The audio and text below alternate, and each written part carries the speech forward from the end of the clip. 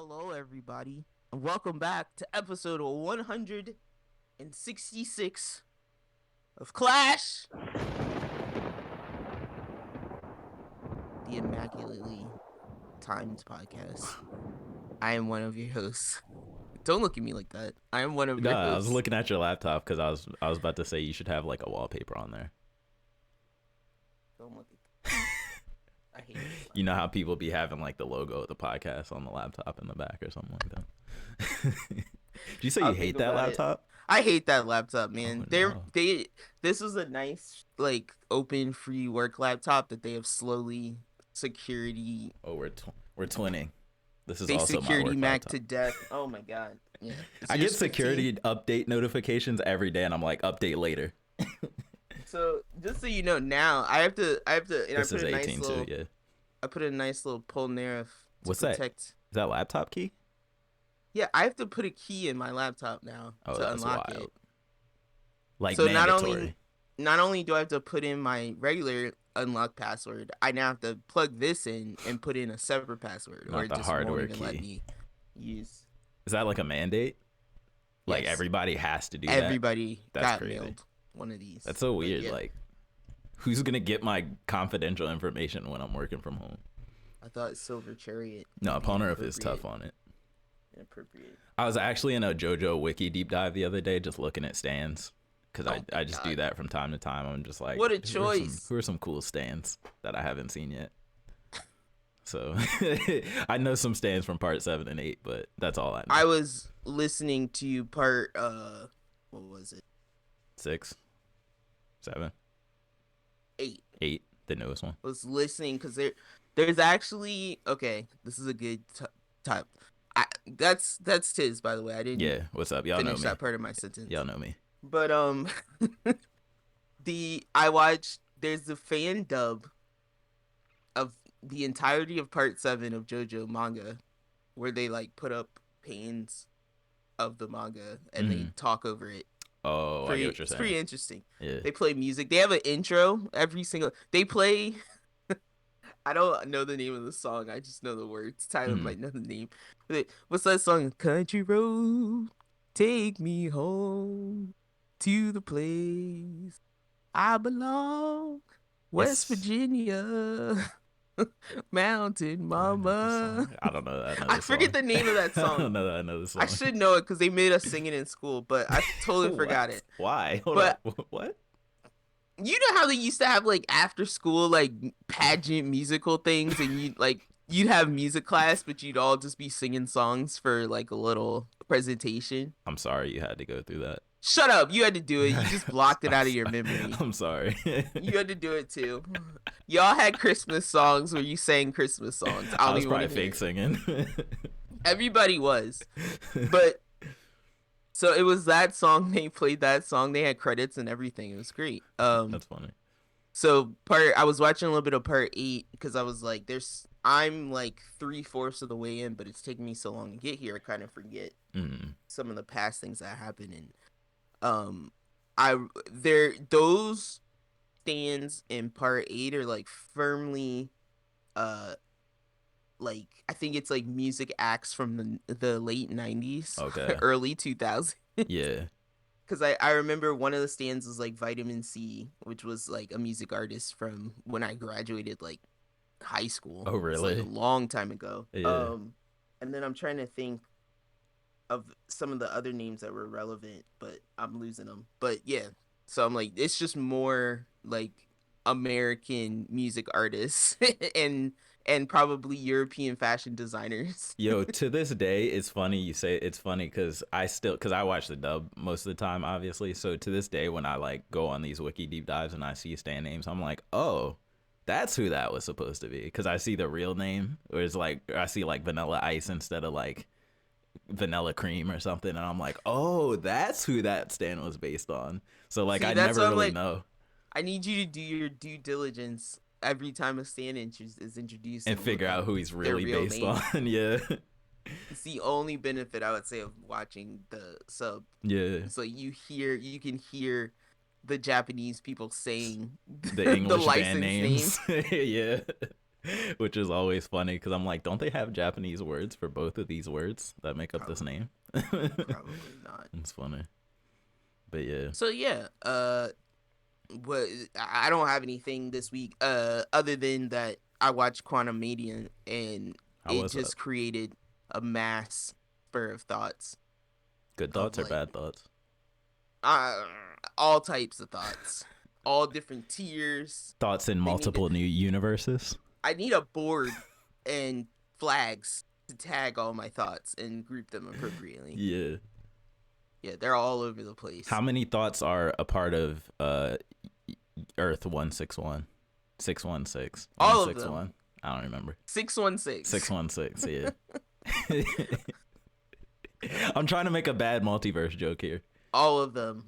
All of the thoughts are part of Earth 616, unfortunately. Is there actually multiverse stuff in this movie, or am I just making the joke for no reason? They literally say that they're at the end in the post credits that they're tapping into the multiverse. Okay. So take that as you will. Okay. Because I just hear quantum and I think of dimensions. That's what the first thing I think of when I hear like the title. But a topic that I think I will bring up now, and maybe we'll bring it up again next week when we can talk about it. Like, you can think on it over the course of the week. We can pose it to people out there. But based on me watching Quantumania and then going to YouTube and basically finding a dude who his whole channel is built around deep diving explaining the Marvel comic universe. So, yeah, that's why I'm like, I don't know if I told you, but I'll just throw out there that Reed Richards' son is, like, the strongest mutant in all of X-Men history. Right? That's Cable. No, that's not Cable. His name is Franklin Reed. I don't know or Franklin Richards. I'm guessing he doesn't just have stretchy powers, though. No, he does not. Wait, Richard Reed is Mr. Fantastic, right? Or am I thinking of the wrong guy? No, you're thinking of the right guy. Okay. No, it's Reed Richards. Reed Richards. You said Richard Reed. Richard Reed. Yeah. It's Reed Richards. Reed Richards. Which I said I'm totally behind Reed Richards as the new Reed Richards that they had in Multiverse of Madness. I always forget his name, but the guy from The Office. Wait. He was in that movie? Yes, remember? He was the new Reed Richards in the when they went to the alternate. He was. He was sick. Yeah. He was like a sick Reed Richards. He was ready to throw down. Yeah, you're right. He was all jaded and like he was like, I will beat up this. Yeah. All right, yeah. Oh man. No, he was like he wasn't though. He was super like he seemed super nice, but he was just also ready to like take care of shit. To get into it. Okay. But anyway, beyond that, I just thought that was super like he does some stuff. He like subconsciously rewrites the Marvel continuum. So it's interesting that as a child they're bringing in alternate reality characters from other movies where that character was from another reality. So like they're bringing in the Reed Richards from the other dimension from a different movie where in the different movie he was from the other dimension. Because whatever dimension that was, they had some kind of council that was controlling everything. He was on that council. Even though half of them are dead now because of Scarlet Witch. Splatted. Everybody. But funny. Yeah, so a lot of thoughts purely based on that. But I know part of the guy's channel was like, he's saying that a lot of these characters are way too OP to actually bring to screen. It like, they almost don't make sense in their own story. Most of them don't. So Cyclops.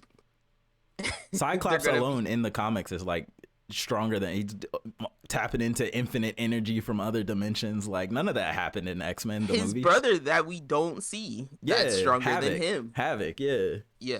And their son. Their son is who I was thinking of, Cabal. Cyclops' son, I think, is named Cabal, and he's like another crazy OP character with like psionic powers and like he's half cyborg and like it's like he's just everything he could possibly be.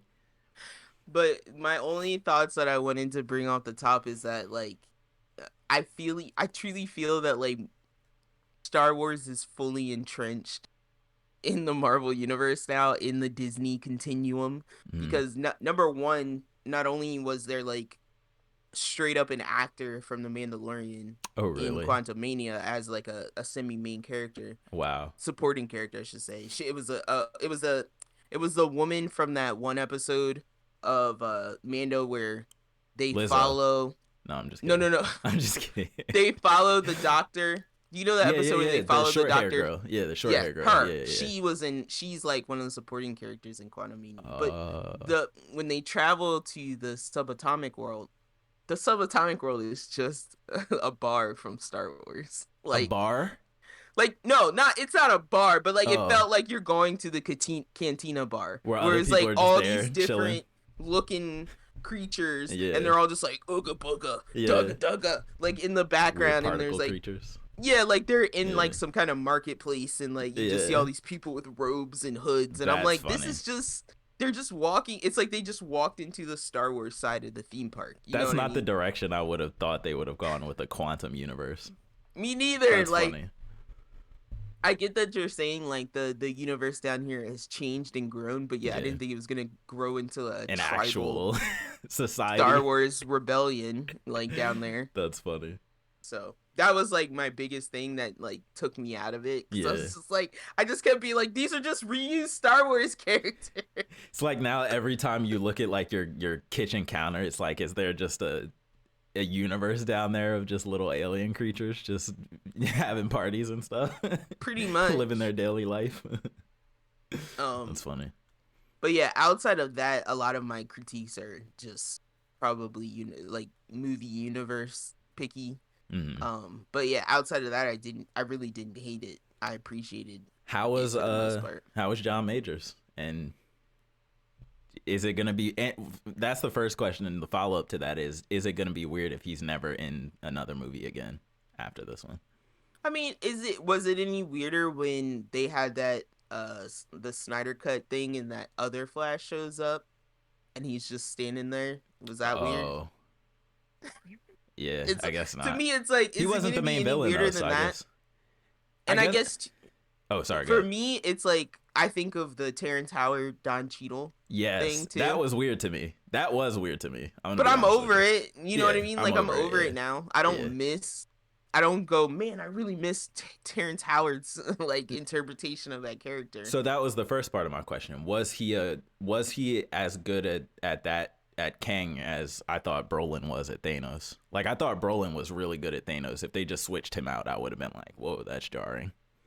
Like, Thanos, for me, I guess because it's almost like a full transformation. You don't really see the makeup. Josh and all Brolin. that. Like you see a little bit of his face in there, Yeah. but like it fully becomes that character. Yeah. I don't have any reference for Kang, Okay. and that's why it makes it harder. Like I will say that Jonathan Majors made a choice, and we've been joking all week that that choice might have been what got him in trouble. What happened? Because we were just saying that like that performance was so wild that for somebody real? was like, I need to put a stop to this. Really? Oh my God! What? Bro, he has made some kind of choice, all right, in his head. I don't know who Greenlit it? who he is affecting when he takes on this accent. He takes on some kind of accent, and that's why I'm like, It's weird. It's like Yeah, a Will because- Smith After Earth type. yes, yes. And you're like, who was on set and was like, yes, keep doing that. Keep doing that. That's the one. You're like, I'm like, I want to choke that person out. I want to like take them out of the room. Oh no.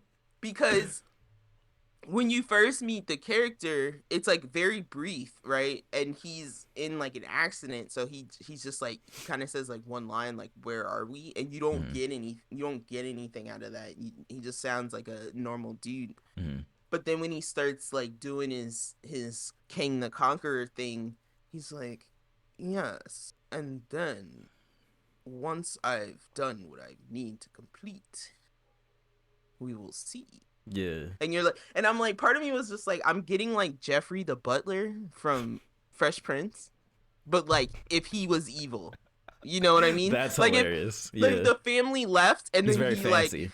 like the wall like spins around and all his Yeah. evil side like. I It's was like very fancy, like tuxedo energy. Yes! Like and tuxedo he's energy.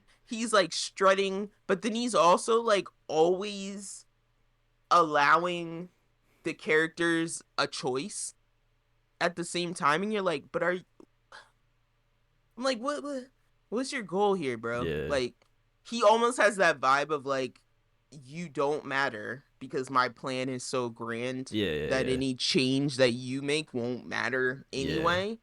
But at the same time, but then he's like super desperate on the other end. So it's like it's just a weird. It gave off like a really weird vibe. It Yeah. wasn't like an all Encompassing threat. encompassing, yeah, like kind of like Thanos. Yeah. But it was like a. It's really hard to explain because you haven't got. There's a JoJo villain that Yeah. is like almost identical to this dude. Okay.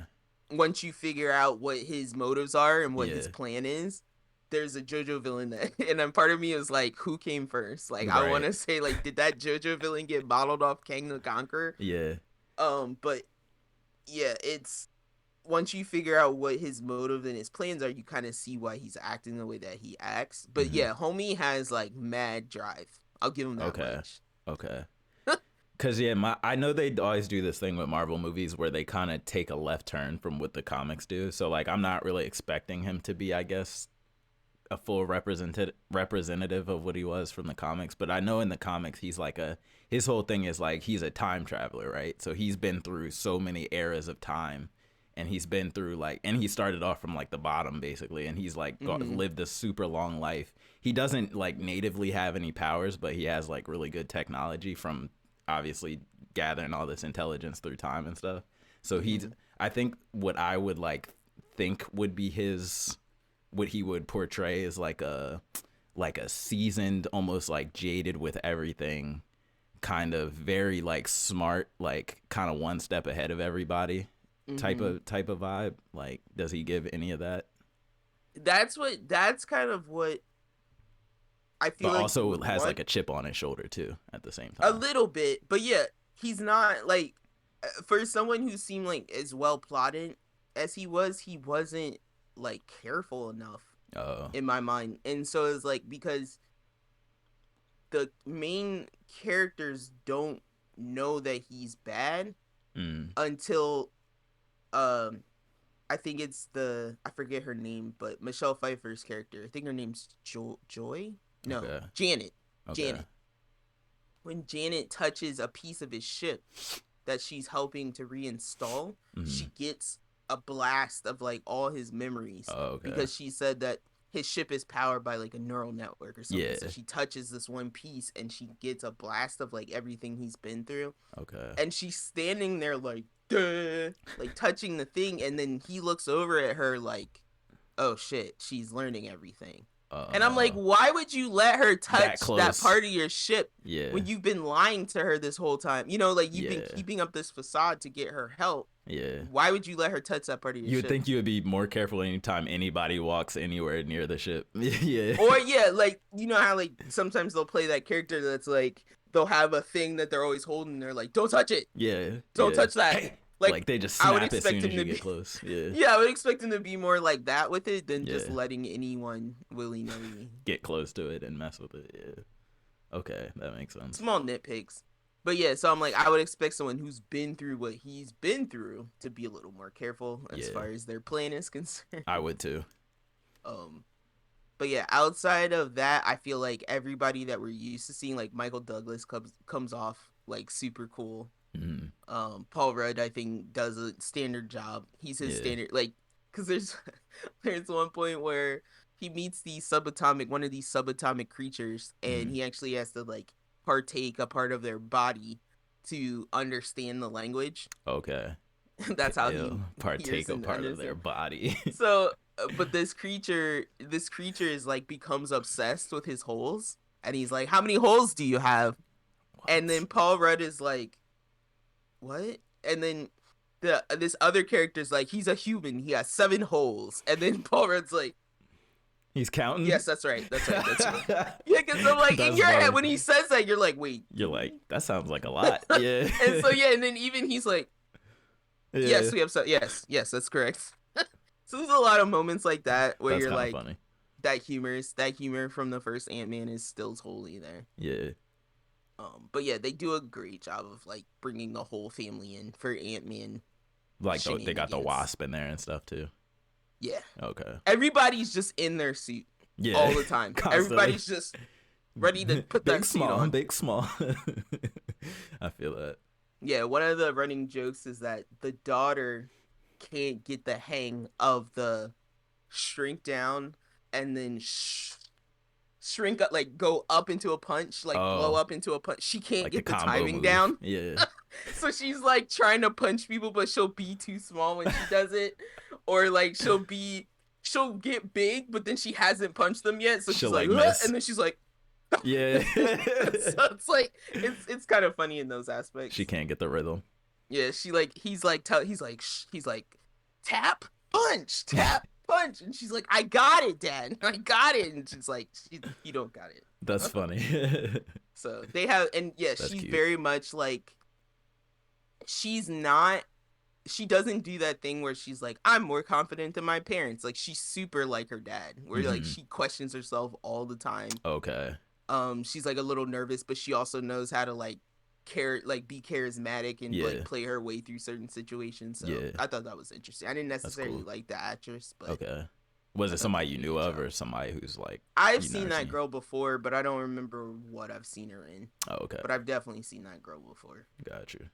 So I see him solid. But yeah, that's pretty much all I did, because I've basically just been deep diving in things. So when you brought that up, I was deep diving in JoJo and Marvel. Oh. So I feel that. It'd be like making my way slowly over to DC. I feel that. It's for, you talking about for Flash? To prep for Flash? No. Oh. Just getting there. Available. Just the progression. Yeah. TV sucks right now outside of like 3 shows. So how is hold up. How is Titan still getting new season, Joe? I thought it got canceled. No, it's still getting new seasons. That just makes me sad. It's crazy. I don't understand. But Doom Patrol went on for a while, so. Did it? Yeah. I don't know if it's ended 100%, but because now I don't trust the source because I thought Titans was getting canceled. Yeah.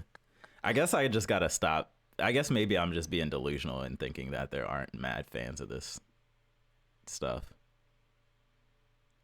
Like fans that aren't fans of the source, but are fans of the crap they put on live action and whatnot. Those, apparently. It's crazy. Our mother loves to surf freeform. So yeah. any of those those sci-fi teen dramas. She loves those. Yeah, whatever. I wonder if Mom would ever watch Teen Wolf. I think she did. Nuh-uh. I think she did. Really? Because I thought I remember her talking to our other brother about it, our older brother. That's funny. Because now that you say that, I could kind of see her watching Teen Wolf. I feel like I heard them talking about it, because that's one of those things where I was just like, this is something I should be watching. Yeah. And I hate it, and you guys are like 2 people that are older than me are enjoying it. Like super into it. So I feel like that they were into it, and I wasn't. That's funny. I totally missed out on Teen Wolf. That is not my bag. I watched a little bit of it because I have friend like Chris watched it. Like he loved that show, so like I watched some of it too. But like I don't know. I enjoyed the there were certain points where they like threw budget at it and they had really cool monster designs and monster special effects, but then other times they were just like, oh, they did the Twilight thing where it's just like, oh, here's this dude with red eyes who's got drama going on. And I'm like, well, no, and that's the thing for me is like vampires, I get, because they're immortal. They don't transform either that much. Werewolves are not immortal. Yeah. Like, they still will die. Like, there's no untold story or other life for them. A werewolf, yeah.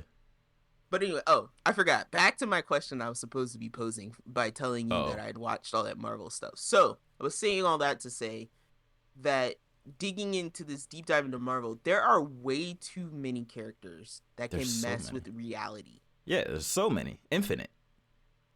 So so many. My question to you is like, how do we figure out whose reality bending powers beats the other person?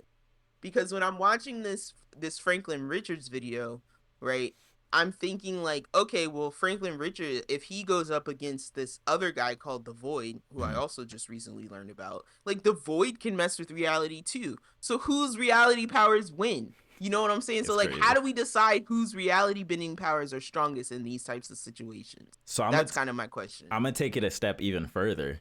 The universe itself is a character in Marvel, like a character.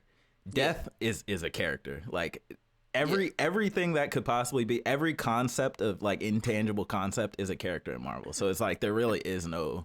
But reality is not a character. Yeah, exactly. That we know of. Exactly. There's also like a supreme god too. He like takes the form of a little poodle and he goes around and like appears to people. But he's like the supreme deity of everything, that like the creator of everything in Marvel. So it's like it's really just like what the writers want for that story.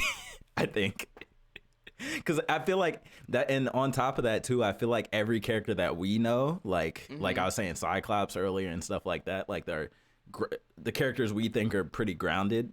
Every character in Marvel at some point gets like a run where they have like galactic cosmic powers. Like everybody, even if it's temporary for like a week, every character gets cosmic powers at some point. Everyone. So it's like, who knows? Even Wolverine. No, seriously, even Wolverine, literally.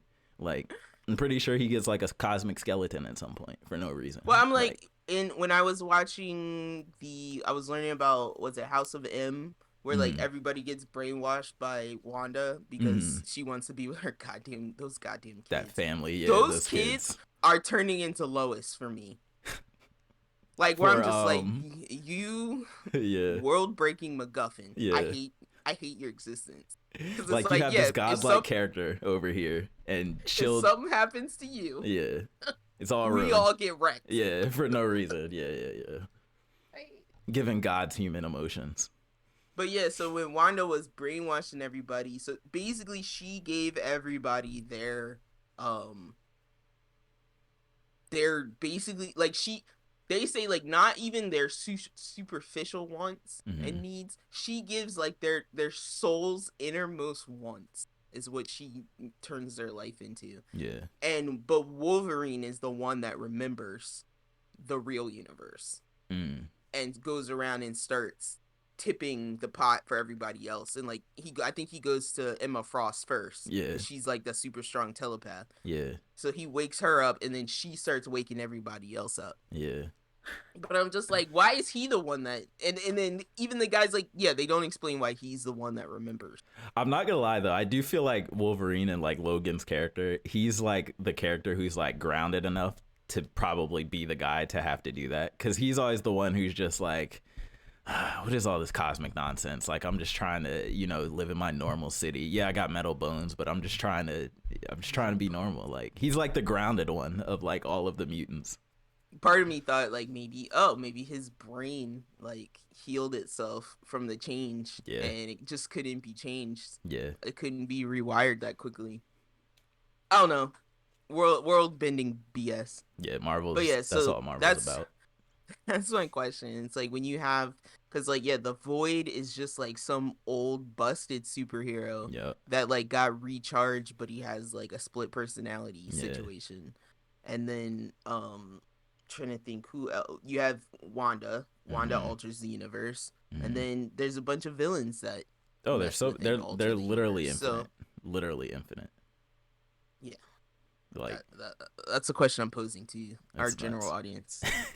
And I've gone on like the same, it's funny because I've gone on like the same Marvel deep dive multiple times, like just like, oh, who's this cosmic being, how did this world come into existence, how did this character become like God when they were a normal person yesterday? You know what I mean? Like how is Miss Marvel like fly into a sun, you know what I mean, and be unaffected, like stuff like that. Or Captain Marvel, I meant. But yeah, I think that's just what Marvel's thing is. It's just how crazy can we do it? Can we get, so who knows if they'll ever actually be able to show any of that stuff on screen. That's like what I'm really curious of. Like, will we ever see good depictions of like the really crazy characters on screen? Yeah, like, because they were like, even Apocalypse was like, yeah, they messed him up. A fraction of what he's capable of doing. Yeah, they made him just get big guy. Like that's what they minimize his power down to. Just I get bigger. Like, so who knows? But yeah, was there anything else for your week? No. Before I get into That was mine. pretty much it. I just wanted to pose that question because that was the hole I was sinking into this week. Yeah, no, I definitely feel that because I've been there. So for me, I basically not too much different stuff, but just one new thing I'm gonna talk about. So I think I mentioned it briefly last episode, but Star Rail, the new game by the Genshin Impact developers MiHoYo. I've been playing this pretty heavy, and I actually have not spent a single penny yet, which is great because I think this game might actually be getting me to break my urge to pay to win in all games ever in the future. Like, it's weird, right? Good. Like, you ever had like a thing that you couldn't help, but like it's just a matter of getting over the one hump, and then once you get over it, you're like, oh, why did I ever have that compulsion in the first place? You know what I mean? So I feel like I'm kind of learning that I don't, like, even though something's pay to win, you don't have to, or something's like FOMO, like, because that's what they do in these games. They do a lot of, oh, you're going to miss out on this if you don't get it now, but you're really not missing out on anything. And so it's like, I think now this game is teaching me to get over that hump, which is actually a good lesson that I wasn't expecting to take away from this. But no, as a game, though, overall, I really, really enjoy the game. I think it's a really good game.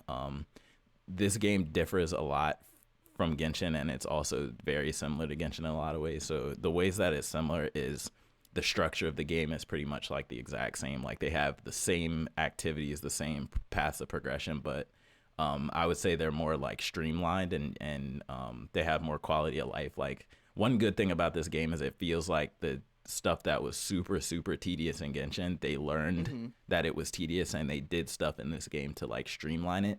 So like, for example, two things, for example, that stand out. One, in this game, and I think this game is a lot better for it, there's no Paimon, right? So Paimon, a lot of people hate Paimon in Genshin because... Wait, it took me a minute. I was like, who is Paimon? Navi from like, Zelda, basically. Yeah, your guide, essentially. So it can't be said enough how much better games are story-wise when there's not a little character that just repeats every single bit of dialogue for you like you're a 2-year-old, right? Like, that's all Paimon did. There would be some story context, and all she would do was be like, oh, sounds like you got to go over here and do this. And it's like, obviously, that's what they just said. You don't have to repeat everything. It's for 6-year-olds. It's not for you. No, I'm just kidding. I love when adults get mad at things for children. Yeah. It's like the Pokemon. I remember this. We had this argument with Pokemon. Do you remember this? I think it was around the time of Sun and Moon. And everybody was like, we know how to play Pokemon now. And I was like, yeah, but the 5-year-old who's playing this for the first time doesn't. Yeah, no, I agree.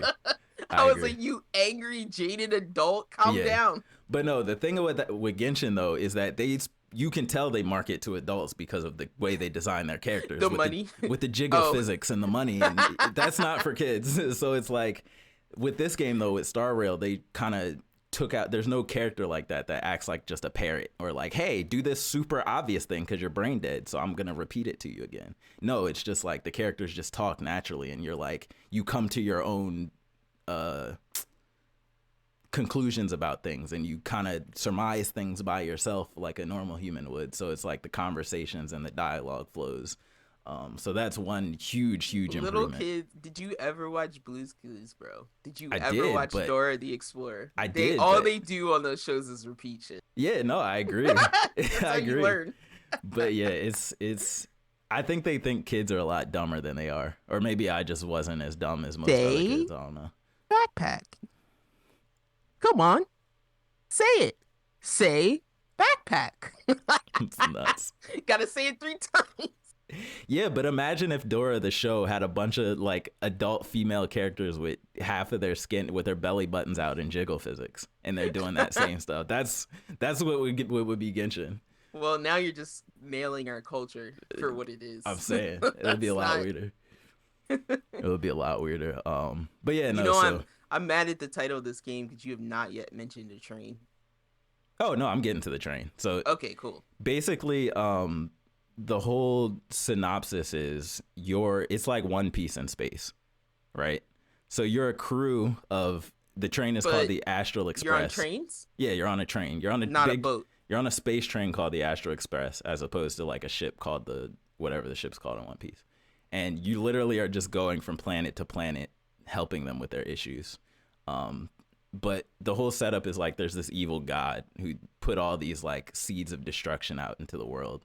And wherever a seed appears, it just starts like it might cause an entire planet to freeze over, right? And everybody dies and monsters start attacking. So like you then on as an Astro Express member, your job is to go to that planet, figure out what's causing the issue, find the object, seal it, save everybody. And so every planet, kind of like One Piece, is a different aesthetic. It's like a different environment. Like there's a snow planet, there's like a space station, there's like a space boat with like a holographic sky, and it's all like sunny. And I'm sure later there will be more and more environments, but yeah, that's kind of what the setup is. So you got your crew of friends, and through the power of friendship and other things, you're going to each of these planets, and you're helping people out. But the story though, it gets really crazy. So like the first planet, you literally, slight spoilers, but it's not that big a deal because it's early. There's this girl who's in charge of the planet, right? And one of the other characters is her daughter. And you kind of end up making friends with her daughter. And long story short, her mom is like trying to brainwash her daughter to do like really evil stuff. And so you, along with her daughter, have to basically like murder her mom, because that's the only way. Like she's one of those characters where she's like, you got to kill me because I'm not stopping. I'm doing this no matter what. And so obviously do some Persona stuff. Yeah. So no, you actually kill her. Like she's dead. Like, oh, don't you kill parents in Persona? No. You just. Oh, I thought you killed them through their dreams. No, you don't. Nobody dies in Persona. I thought the Phantom Thieves did shit in your brain, and then the adult would be like. Well, by the end of it, they break your brain. They go in your mind, whatever bad stuff you're doing. Let's say you're like a diddler or whatever. They break your brain, and then you suddenly feel bad about it, and then you confess all your crimes. And then that's what happens in Persona. Yeah. Okay. So nobody really dies. They try to kill you sometimes, but they don't just really. Make you feel guilty. Yeah. They break your heart. Yeah. They steal. It's called Take Your Heart. Yeah, that's the tagline. Persona 5, Take Your Heart, Steal Your Heart, something like that. I'm dead. But yeah, so this game is very, very anime. The music is immaculate, chef's kiss. Like when I tell you I had goosebumps and the swell up in the boss battle with the mom I was just telling you about, like. Yo, the music is, there's all types of like it's orchestra, it's music, it's instruments, like it's crazy. So yeah, plot I would say better than Genshin. I'm pretty engaged in it so far. And then gameplay wise, it's just like a turn-based kind of JRPG-ish type of game. So you have 4 teammates, kind of like Genshin. Everybody has a skill and an ultimate. Every skill has a different effect. Some do damage, some put shields on your team, some debuff, some add buffs, some debuff the enemy, some stun, stuff like that. And so it's basically just up to you to like, you're manipulating turn order, because you can like, so you have to use your skill on your turn. So it's like enemies have a turn, you have a turn. Depending on your speed stat, it might be different orders or whatever. Think of like Final Fantasy or like Octopath Traveler, kind of like that. And then there's like a break system. So if you break the opponent's weakness through elemental, like kind of like Pokemon, there's like this fire is good against grass, stuff like that. If you use the element, it breaks them, kind of like Octopath Traveler. They lose their turn when they're broken and they become exposed to more attacks. So it's like a mix of things from a bunch of different games. You can use your ultimate once you have it built up at any time. So there's kind of like this kind of reactive aspect to it where like, let's say you have a turn, you're doing something, the enemy, you see they're priming a big attack. You can say, oh, interrupt that attack with my ultimate because I have it. And you can just jump in and cut in front of them, take your ultimate, it does some effect. Maybe it slows their turn, whatever. So it kind of adds that extra layer of like reactive strategy, because you can like miss hitting your ultimate and they can just smack you with a big attack and you can die that way. So you kind of, it's not a game where you can just kind of like stop looking at the screen while you're in combat. You know what I'm saying? You kind of have to pay attention. Sounds like yokai. Watch. What else? Yeah, so the combat's not super, it's like in the middle, I would say, difficulty wise. Like it's got that RPG thing where you can just out level everything and be super strong, but it also has the gacha thing where they cap your level at certain points. Okay. And if you're fully free to play, it's definitely going to be more difficult than if you're paying money, but it's not, at least I haven't hit like that hard wall yet that, you know, a lot of mobile games will have, where it's like, okay, now it takes hours and hours and hours and hours to level up. So I think that's a good sign that it still feels like the game's moving, even though, you know, I'm getting further and further and getting higher leveled and stuff. So yeah, I really like the combat. I like that. So they do something that Genshin also does, where you get to a point in Genshin where you get really strong, but the enemies don't get any stronger. So you kind of turn your brain off and you're just clicking the same buttons over and over. But this game kind of alleviates that, because when you're just farming stuff just for like resources, the enemies aren't necessarily hard. So you can just, when you're doing that, you can just auto battle. And as long as your team's set up, you can actually just chill. Like you can just click auto battle, like do something else on the side. But then when it's like boss battles and stuff that's supposed to be difficult, like it doesn't let you auto battle. Sometimes it does, but if you do, you'll just straight up lose. So I like that there's kind of a balance in difficulty there. Gotcha. But yeah, overall, no, I'm enjoying it. There's really good cutscenes sometimes, like super, super high budget. You can tell they just threw money at some of these cutscenes. And yeah, the whole vibe overall is just very, very anime. And it's got really, I would say it's got really good humor, like better humor than Genshin, because they're very modern. So like they make like Pokemon references. They make like pop culture, like American pop culture references all the time. And it's like, how do you guys even know about this stuff? What is the setting? Yeah, like to even know about that. It's weird, but it's funny the way they actually present it. I'm trying to think of like a specific example, but I'm kind of forgetting.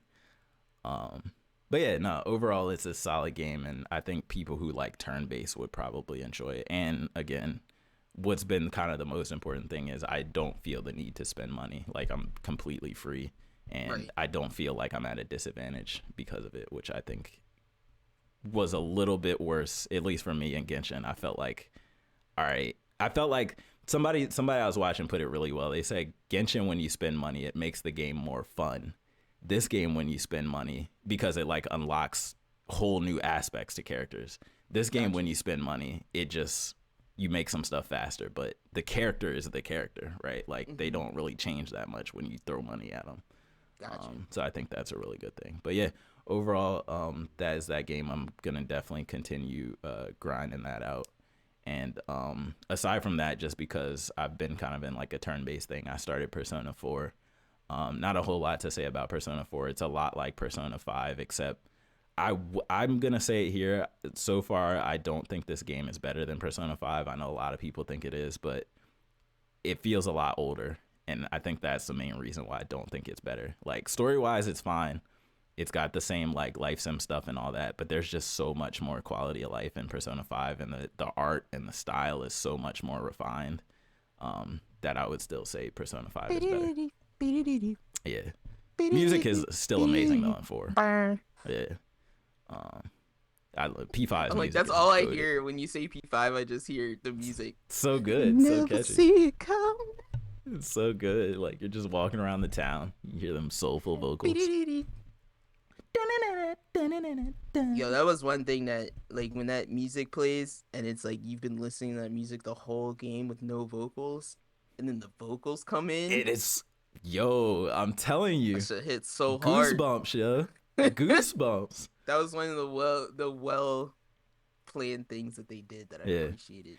And that, I'm glad you said that, because Star Rail does that too. That boss fight I was telling you where the music swells, it's like you hear this music kind of in the background, but it's not brought to the forefront. But when things start getting crazy, then the drums come in, the live drummer comes in, the vocals start to come in. You're like, oh, okay. The live drummer. Yeah. The live drummer that's synced to your playthrough. Sounds like a live band just starts playing it. Like a little box pops up in the corner and he's like, that's what it feels like. But no, P4 is good. I'm gonna keep playing that. And yeah, I think that's pretty much it for my week. Nice. Yeah, I didn't play anything. I keep staring at well, that's technically a lie.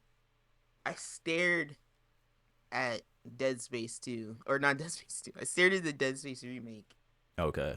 and then I Am played I ready for Virginia. more horror right now? Well, I am, but I'm like, I decided to play Virginia for some reason. What kind of game is Virginia? Virginia was that game we actually made a bet about that game. I think Did we? at one point, because that's the game I said I was gonna force you to play if you lost. One of the bets that we made. Oh, that's the 2D pixel side scroller adventure game, No, right? it's No. not 2D. It's 3D, Oh, and maybe I'm it's the thinking one something else. where there's no dialogue. Hmm. It's first person, and there's no dialogue for the entirety of the game. Maybe I had no idea what I was betting. I was thinking of a whole different game. We'll just change it to a point and click adventure at this point. But yeah, so it was basically like a walking sim, and it was probably about 2 hours. I was like baffled that I get to the end and there's like a million trophies I didn't get, and I'm just like, if you guys think I'm replaying I hate games like that. For these trophies, you're crazy. I hate when games don't give me trophies for completing levels. Well, it did give me trophies for completing sections of the story, but it was just like, I guess there was stuff that I missed maybe. Mm-hmm. But I'm like, you weren't telling me anything. There's no dialogue. Like, I had to look for everything. Yeah. And it was that game was probably the weirdest first person walking simulator because it just cuts. It would just cut.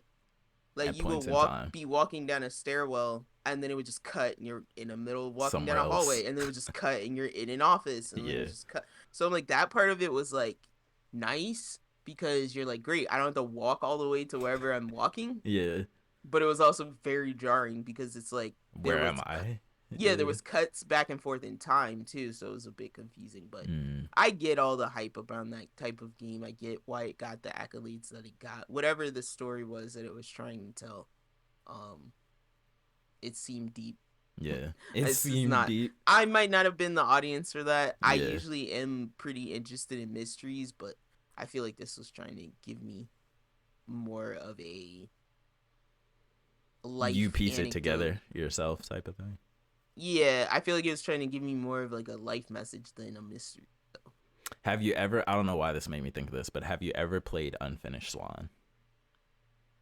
No. It's a very interesting game. It's a very unique walking simulator. Yeah. I think I've seen it, but I don't think I've... It's like all black and white, and you're basically bringing like color back to stuff, sort of. Well, like I think I've seen that. Back to stuff, and it tells an interesting story, but it's kind of obscure. There's no dialogue in that either, really. So it's another one of those obscure ones. I prefer the last game I played similar to that. I prefer Donut County. It was much more fun. Yeah. And interesting. But anyway. I think my favorite walking sim so far is probably Firewatch. I really like Firewatch.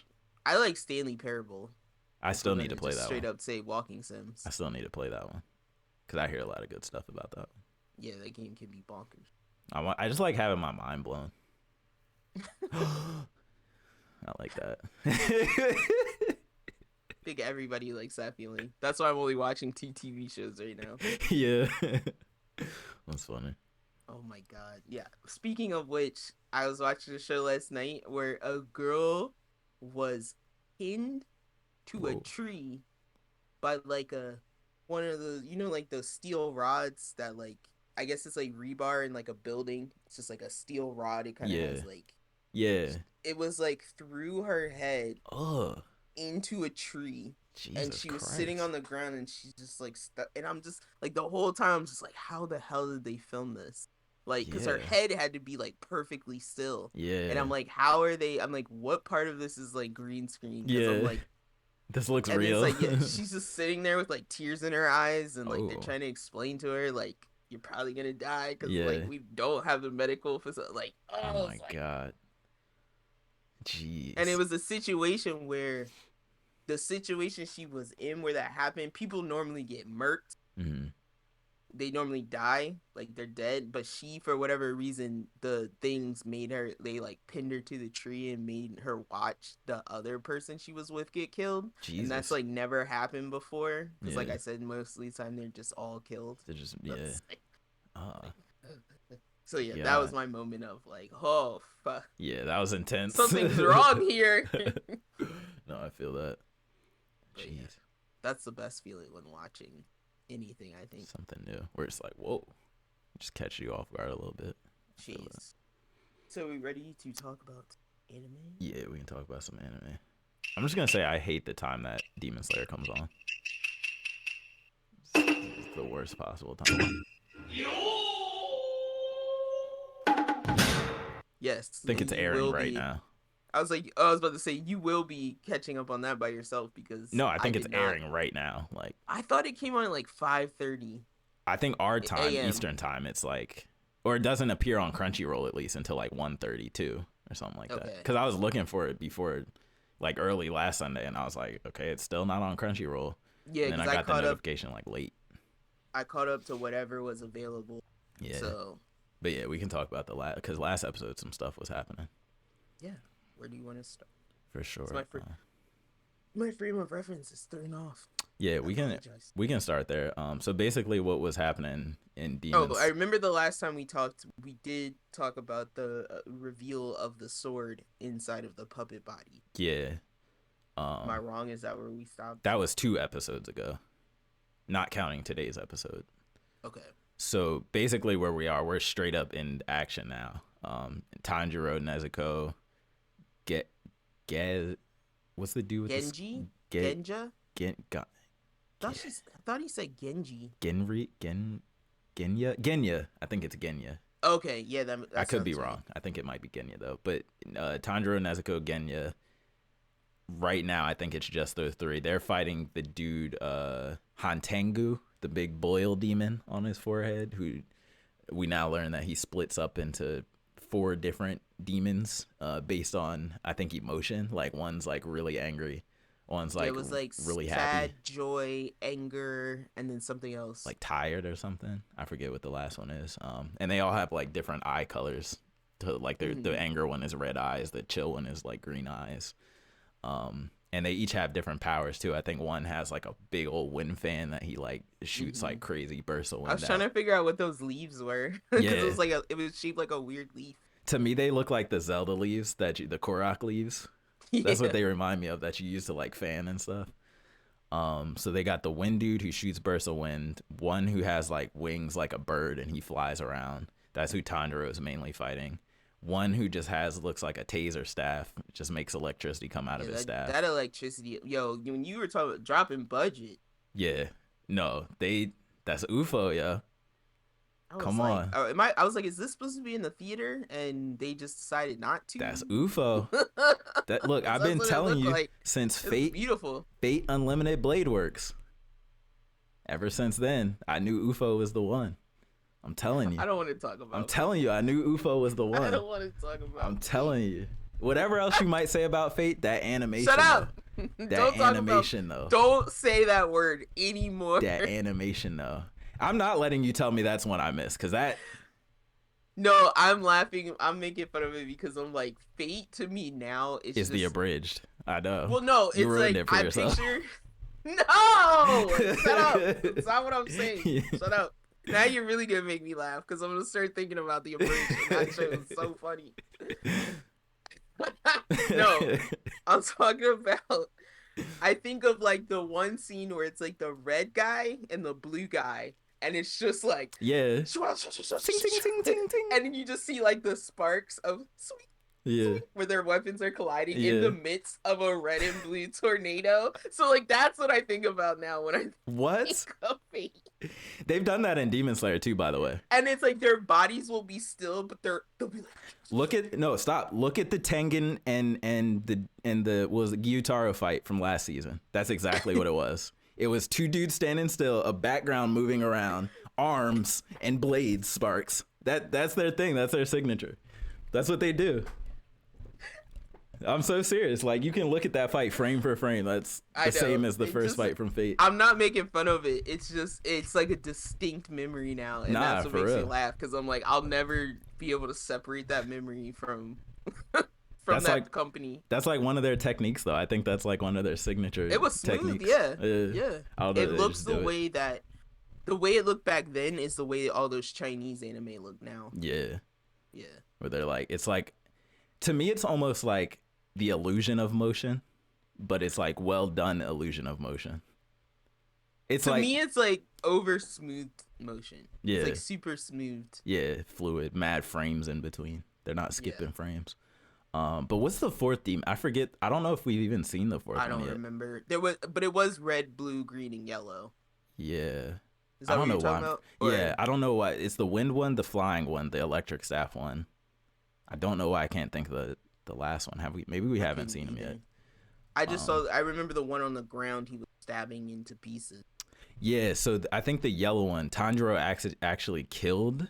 I don't think he's actually dead yet though, because one He thing finds out they can only split so many times. Yeah, and so he's like a little. Oh, the screaming one. That was the last one. He screams at you and he like breaks your eardrums. That's and right. Yeah. Tanjiro was fighting him, and he noticed when he sliced him in half and he multiplied again, his scream started getting weaker. Sorry, I got that mixed up with the other screaming enemy this week in Hell's Paradise. Oh, there was there was a screaming enemy there too. Like That's blanked funny. out for a second. That one was like baby screaming. That was weird. That was weird. That. Yeah, we'll get there. But yeah, one thing that I've noticed about this demon encounter is, doesn't it feel like way too easy compared to what they just went through with Tengen losing an arm, half dying from poison? Well, that's what I'm like. I'm trying to. This has always been an issue in Demon Slayer, I think, for me, because they don't have as big training arcs. Yeah. Right. And I think that we were supposed to get from that Tanjiro got really strong from fighting that puppet. Yeah, because he did heal really fast. They say when he woke up, he healed in like a week or something. So I'm like I think we're supposed to digest that, like, because you remember it was like nobody's done this in that many, but and yeah, he's fighting it with one less arm, so it's a little bit believable that he could beat it because it's weakened. But yeah, I think we're supposed to just believe that he's stronger. Yeah. From that training session. Something about it just feels off to me. Like I feel like there's some secret we're not, because there's not even a Hashira around right now, and this is supposed to be upper 4, and who they fought last time was like upper 6 or something like that. So I feel like there's something. I don't know, man. Maybe my man's got a little sand in him. And he's fighting with a blade that's not even his. It's like a little makeshift temporary blade. He got beat to a pulp, but he comes back stronger. Extra stronger. That's what happens when you're Saiyan. He just woke up out of a coma. Maybe he's got a little Saiyan blood. No, they at least go into the little hyperbolic time chamber for 20 years in 5 minutes of real world time. I mean, we did have like 3 episodes of recovery, 2 episodes. It was the bath of recovery. It was the hot springs. I'm just saying, we don't know how much time is passing in the. It could be like a month of recovery. Probably. I think it's probably been probably about a month since he was in bed. Because I don't believe that the way they blow up their bones, I don't believe that they heal that fast. Yeah, exactly. Unless they're doing that special breathing technique in their sleep. Probably. What's it called? Always total concentration. But isn't there like I swear there's like a total concentration, but like one that's always happening. They had like a name for it. When it's like that's just your normal breathing state, but yeah, so they're fighting that demon, and then I'm pretty sure so Muichiro, the Mist Hashira, is dealing with this like weird fish demon creature with a pot on its back. I mean, obviously it's got a pot on its back. That's gonna be the other demon that was coming out of pots. But I think where we basically left off was like he killed the one fish demon with a pot on his back, and then he hears like an alarm from the village that like the whole village is being overrun by like an army of these potfish. So we don't really know what's happening there yet, other than they're about to be overrun. And I think we saw the Love Hashira. She said she happened to be like stationed by the village, so she's like headed back now to go help. So yeah, I would say this season is getting to the action pretty fast. It's only like episode 4 or something like that. Yeah, it's probably 5 now, I think. Yeah, 5 today. If you count today, yeah. So I think they're getting to it pretty fast, which I like. I just hope they don't go so fast that these demons lose without. Because if these demons lose just like that, then to me there's like something off with the power scaling here, like with the demon hierarchy power scaling. It probably is. I mean, if you haven't been challenged in what they said 115 years, or you're rusty like that. Yeah. All the demons are just rusty. Yeah. Except for them top 2. They was looking pretty unrusty. I'm not gonna lie. No, they're just sitting around brewing in hatred how there's nobody to fight. Yeah, exactly. Except for they're all lashing out at each other. But yeah, I think that's pretty much all that happened in Demon Slayer. I think so. We don't have a lot of different storylines going on. So. Yeah, there's no like mystery or anything going on right now. It's literally just we're being attacked. Time to fight. And we know why. Yeah, which I'm not mad at that. So we shall see where that goes. All right. Where should we go from there? You want to talk about Hell's Paradise? Yeah. So Hell's Paradise, they're still on the island. People are still getting clapped left and right. I think this episode literally opened with one of the Aimon, the Asaimon, I think that's what they're called, the samurai. Yeah, the executioner samurai. He just gets a chunk gripped out of his side by the big dude with a sheet of paper over his face. The giant of something. Gizin. Gevin, something like that. Something like that. I'm bad with names. But yeah, he just pops up out of nowhere. I don't know how nobody heard him approach because he's massive. Yeah, he's hungry. He eats people. Totally does. He eats anything, it seems like. Yeah, anything in sight. And so, yeah, he rips a chunk out of the one Asaimon dude. He's basically spent like the half 30 minutes berating the main female protagonist for being a girl. And then he immediately gets a chunk ripped out of his side. She then has to like get a grip of herself and like remember her training and all that. And then she's like holding her own against this big dude who's just like swatting like flies. I'm still trying to remember, like, this show is so weirdly internal. Yeah. And I'm waiting for it to get less internal. Yeah. I'm like, I feel like we know the characters' motives. Yeah. I'm like at the point where I'm like, I'm good. You don't need to remind me what they're doing this for. Well, I think the whole show is probably going to be about like coming to terms with who you are as a person. Like that's just what I get from it. It's like everybody has these doubts, these inner conflicts, and I think the whole show is just going to be them on this magical island like finding themselves essentially. Like, well, I can say I don't care about that Senka kid. Who's Senka? Little kid, the little girl with the ponytail. Don't care about that. I don't yet, but at least. I did find the way that they portrayed the Giants' background. I thought it was gonna be a little bit more interesting than that. Yeah, I didn't think he was gonna get ended because kid. I'm like, well, to me it was interesting because it's like, still, how did you get from that to where you are now? Why is your face covered? That type of thing. Oh, I think we'll see. Oh, actually, no, we won't because he got decapitated. Yeah, so I'm like, he's dead. So, and I found that character more interesting than the character that's still alive. So, who's the character that's still alive? Like the kid I was just mentioning. Oh, yeah. No, I get that. So, like, I find that giant character more interesting than that kid. I don't really care about that bandit chief either. No, I agree. So, I'm struggling. That's why I'm like, I'm struggling to hold on to anything other than the main character.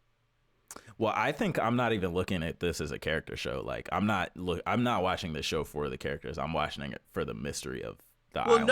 And what are these weird gods on this island? Like, that's exactly what I'm saying. And I'm like, I'm watching it for the fights, but I'm like, you guys keep turning the camera around and having them have inner monologues. Yeah. But I'm expecting it to be like outward conflicts. Yeah, I get that. That's the part that's confusing me. I'm just like, what do you want me to focus on? Like, do you want me to focus on the weird ass island? Like, do you want me to focus on the characters? No, I get that. Yeah, I think for me, it just feels like it doesn't know what it wants to focus on. I get that. What I mean? Yeah. Yeah, I get that. I think for me, I'm just. Oh, sorry, guys. Go ahead. I was just gonna say, I think for me, I just, because of that, like when a show doesn't know what to focus on, if it has anything that catches my interest, then I'm just gonna focus on that. So for me, it's the weird island. Just like with like Promise Neverland, for example, I was never focused on the characters. I wanted to know, what is this weird world that we're in, right? Like, I could care less about the characters. But I mean, like, once you figure out what's going on, what you fall back on is how now are our characters that we are supposed to have cared about Yeah. gonna deal with this problem. Yeah. Because we do figure out what's happening in Promise Neverland, right? Yeah. We do eventually, and, yeah. And so I'm like, the same here. We know what the setup is. We have our premise. We have our conflicts, which I'm assuming, there's conflict everywhere because everything is dangerous. Yeah. And so, yeah, I'm like, I don't mind Gabimaru's issue of, yeah, he's fine for me. Like, understanding why he wants to live. Yeah. And I get Sagiri's reason for what she's doing, right? She's trying to kind of prove herself. Yeah. So let's move on. Yeah. That's how I kind of feel about it. Yeah. But yeah, maybe there's just not enough on the island side, and that's why we have more character stuff. Not yet, yeah. Cause yeah, I'm just curious to see, cause right now it feels like they're just on the island, but nobody has any idea what's happening or where to go or where to even start done looking. some scouting. Yeah. But like he's like, I'm looking for this weird orange. Yeah. And then like, but even the Asamon guy is like, yeah, but we don't even know that that's what it looks like, bro. Or like that's just is, yeah. He was like, don't focus so much on the sketch. It's Yeah. like, so what the hell are we supposed to be going Nothing, off of to yeah. search for this? Exactly. And it kind of feels too like our main characters have just been on the defensive since they got there. Whether it's some monster trying to kill him or just some random other criminal is like, oh, I'm gonna kill you first so I can make my job easier. Like I don't even think they've had a chance to really focus on the objective like at all. Like I just feel like it's been like we got on the island and it's just been like, do I want to live? Yeah, I guess I do. Do I really want to? Yeah. Attack. Yeah. It's like I keep defending myself, so I guess I do want to live. Otherwise, I would just let something here kill me. But yeah, I honestly think the whole show is just about finding a reason to live when everything wants to kill you. And it's with Sagiri, it's not even finding a reason to live. It's literally like, what is my path of? What's my purpose? What type of executioner am I? ? Well, no, I think it's more so I was born against my will into this family of executioners. Does that mean that this is what I should be doing, or should I be doing what I actually want to do, or is this actually what I want to do? See, I don't even think it's what I actually want to do. It's can I do this as well as everyone else, or as the best? Yeah. So like I have not smelled a hint of a question of, is this what I want to do? Well, it's just I have to do it, but they're always gonna judge me as like low tier because I'm a woman. Yeah. Well, yeah, I guess. So should I even try? I guess I'm not more saying, is this what I want to do? I'm saying this is what I want to do, but am I wrong since I'm a woman in this world? Should this be what I want to do? Like, am I picking the right life path? Like, that's the question I get. But then she does that whole like passion and calm thing, and I'm like, well, what's that about? Like, that's a whole separate thing. That's that ice in her veins. You know what I'm saying? But she's an Asaimon. They got the ice in their veins. I'm coming at this with like Junie Tyson energy, and 100%. That's how I come at every anime. You shouldn't. Why? You definitely shouldn't. That's how I come at every anime. Are there good fights? Definitely. Are the characters annoying? Definitely ain't coming at you like that. That's for sure. Yeah, and that's when my expectations are blown out of the water. Because I was gonna say, I was like high rise invasion energy. You know what I mean? Like right off the bat, just like chaos, confusion. Yeah. And we're gonna figure this out as we go through. 100%. Yeah. But I don't think that's what that is. What this? Oh, maybe not. Yeah, this could be something all the way left from what I think it is. Who knows? But like I said, I just come in. Are the characters annoying? If not, all right, cool, check. Are the fights cool? All right, they are cool, check. Anything else? Y'all, I'm good. Like it's not checking those boxes quite yet. Really? Even the fights, the animation? Think it's bad animation? No, I don't think it's bad animation. I just think it's the pacing is throwing. You don't like that fire effect? I do, but I'm just like the crazy. pacing. Like I need him to move. I need them to like get on the move. I need them to stop sitting in the woods being attacked by other people that come across them. Is it slower than Demon Slayer? Yes. Really? Yes. You don't think Tanjiro was fighting anybody by now They in his first season? they survived 3 fights already. 4 fights. They fought every single episode of Hell's Paradise. Do you really think it's been a challenge? No, but this is one of those shows where the main character's OP though. I'm like, I can't. Has Shield Hero ever been challenged? I don't think we're arguing on the. Yeah, I don't think we're arguing on the stop. same platform anymore. Stop what playing. What do you mean? What do you mean? Shield Hero's whole thing is he's OP. They had to bring in a giant. No, they had to bring in a giant chicken to handle a fight for him. No, he's not OP. What are you talking about? Stop. Shield Hero's been OP. Shield Hero? Yeah, Demon Shield boy who snaps his finger and his shield just eats people. One shot. No. Well, no, that messes with him. He can't do that all the time. He can if he wanted to. The Devil's Shield messes with him. Yeah. No, so his only challenge is internal. It messes with him. His only challenge is internal. No, we're not. I'm saying you can't hold that against this show. There's so many protagonists that are just OP. I'm not holding it against the show. I'm just saying the fights haven't mattered because they're not doing anything. I'm like, move, guys, move along. We're sitting in the woods. We've been sitting in the woods. We have. And just have people come across us and react. We just react to it. We're not doing. That's what I mean by like we're not doing anything. I guess I get it. Yeah. It's the same problem I had with Dr. Stone. It's like, yeah, you're still Dr. Stoning all over the place and making things and you're building things from scratch, but the plot's not moving. Like we're still just saving that stupid Chromio dude. Like. Yeah, I get why you're saying that, but I look at Dr. Stone different because there isn't flashy animation at all in Dr. Stone. No, but I'm not. I'm taking all that away from it, and I'm just like at a base minimum. Yeah. Like, let's be doing something. I think that's where we're looking at different. Yeah. Moving towards our larger goal, and I feel like Gabimaru is the only one that seems to care that if we get the elixir, we'll get the hell off this island. Yeah. No, I get that. Everybody else is just like over assessing everything. I feel like. Yeah, I get that. I guess for me personally, I don't care as long as the fights are cool. Y'all could stay in the same spot if y'all give me a cool fight every single episode and we don't go anywhere. I'm gonna be like, all right, this is what this show was. It was just an animation off. I'll quit. You know that what I mean? So hard. Like it's just an animation off. Like I'd rather a show with really high quality animation and less plot than a show that's full of plot with garbage animation. Like that's just me though. Nah, I can definitely handle garbage animation if you're handing me like bountiful baskets of plot. Yeah.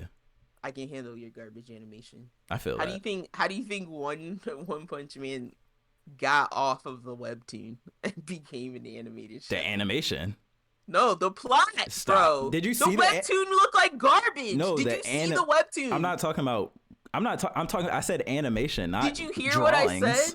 I know, but did you hear what I said? I said, how do you think he got off the page to become an anime? The plot or the humor. What's the plot? Tell me the plot in One Punch Man. The humor is not flashy animation, is my point. You don't get flashy animation in the humor. Yeah, but we're talking about anime, not about a webtoon or a manga. That's a webtoon that got turned into an anime. No, I get that, but I'm only only talking about you gotta the anime. have more than Flash. Right, and because there's only paper. When you're stuck to a 2D medium, you have to have more than Flash. That's what I'm saying. When you transition to animation. That's not true. Because Dragon Ball would not be able to continue as a manga if it wasn't interesting. Because I tried to watch, when I was watching all these deep dives, I tried to watch the Dragon Ball one. Mm-hmm. And that's a lot harder to watch than the other ones that I watched. In what way? Because you want to watch it animated. You want to watch it in animated form. You don't want to see Dragon Ball on a 2D page. The manga is really, really popular. So, I don't know what to tell you. Well, I'm assuming the manga is really popular because they stopped making the anime and you can't get any new Dragon Ball. No, the original Dragon Ball manga was really popular though, before the anime came out. Either way, but that's what I'm saying. There was less Flash in the original Dragon Ball. 100%. Not by a lot though. That's all I'm saying is that, like, you can't just, like, If they're just gonna stand in place on this island and have all the other people show up, why did we ever leave? They were forced to. But I'm like, in the sake I'm not saying in the plot, in the sake of Oh, writing the story. It's like, why did we ever leave then if we're gonna have a tournament on this one block of the island type oh of well, thing? that I don't know, but So I'm not being mean to it. I'm just saying, like, as far as the hype, I'm failing to see, like, you're not doing the tournament thing that like Junie Tyson did, where it's like, let's just set this up as a fighting match. right. But we're also not questing yet. We're not questing for anything, and we're like 5 episodes in. Yeah. And so all I'm saying is that, like, I don't need to get to know the characters anymore. Right now in this point in time. Yeah. I need them to do more stuff for me to care about them more. Like a solid end goal, or like a solid goal. Reflect on their goals again. Yeah. I feel that. I don't know. I just feel like I'm not being as critical. Like I'm just here for the ride. I feel like that's fine. But I'm just saying, like, I'm trying to weed out the trash. You know what I mean? Like, out of all shows, I want a world where we don't have 50 new titles of anime and only 3 of them are worth watching. I don't like that. That's never gonna happen. But I don't like that world. Like, I get you. I think you can definitely change that. You can. That's video games too, though. That's TV. I know, but we can definitely hype quality over quantity. I agree, but I think because there's a bunch of trash video games I'll never hear about because nobody's talking about it. 100%. I'll never buy it, and it'll never. in but my I think realm. On the same thing of that, we have, like, when we say hype quality, you have to hype the different types of quality, not just one specific type of quality. That's all I'm saying. I agree. So, like, if this show brings this to the table, you can hype it for that. If this show brings nothing to the table, then I would say it's trash. Or, like, same with games. If this game brings this new crazy innovation, but, like, the story's not great, it can still be a great game. You know what I mean? So that's kind of how I'm going into shows, too, where it's like, okay, this aspect, the story might be garbage, but does it bring something else to the table? If it does, then is that something enough to make it good or great? If so, then cool. I'm cool with that show. But if it brings nothing to the table, if it doesn't do anything we've never seen before, if it looks bad on top of that, then okay, boom, that's trash. That's trash to me. Well, see, that's where if I hold it to those standards, I'm really gonna back out because it isn't doing anything new for me, and that's because there's other Mappa shows that I can watch. Yeah, there's a bunch of them. Definitely don't need to come here for the animation. So that would make it even harder to watch. I feel that those standards because I'm like right now, and I think that's what I'm feeling. It's like right now, it's not doing anything different. Yeah. Right now. Not saying it won't. I think the thing that's keeping me watching it, among other things, is that there's other shows that I've watched that weren't nearly as good as this, that were hyped up, and that I've like tried to go through, and where I'm like, all right. Always. Yeah. And like shows that like are like headlines, you know what I mean? Like headline shows where I'm like, all right, this is literally not doing anything. I'm like, at least this has cool fire animation. You know what I mean? Like, even if they don't get anywhere, at least it looks pretty sometimes. And I'm with you. I'm here for the island. Yeah. I'm not as much here for the people. Yeah. So that's why I'm like, that's gonna be what keeps me interested. It's like, what is the draw of this place, or why does this place even exist? Because I'll tell you right now, none of the characters except for Gabimaru do I care about. Not a single one. I care about Sagiri. I actually find her too. She's cool. I find her motive way more interesting than Gabimaru. Yeah, I'm not mad at that. But like, do you care about the ninja girl or like the other Asai? Like, I don't care about none of them, like, at all. It's mainly just those two characters. Yeah, that's why I'm like, I only care about her goals right now. It's like Gabimaru realizing shit way too late is not my problem. Yeah. And I don't even think I care about Gabimaru's goal. Like, okay, he's a mass murderer that wants to find love now. Like, to me, that's not that whatever. What I like about Gabimaru is that he's this weird in between of like a heartless murderer and a typical shonen protagonist. I think that's what makes him interesting to me, is like he's done so much evil, but it's like, is he still capable of doing good? And is he still capable of saving people? See, I find him I think my brain has categorized him as regular guy Mm. because I'm like whenever we're like screaming like just kill him. Yeah.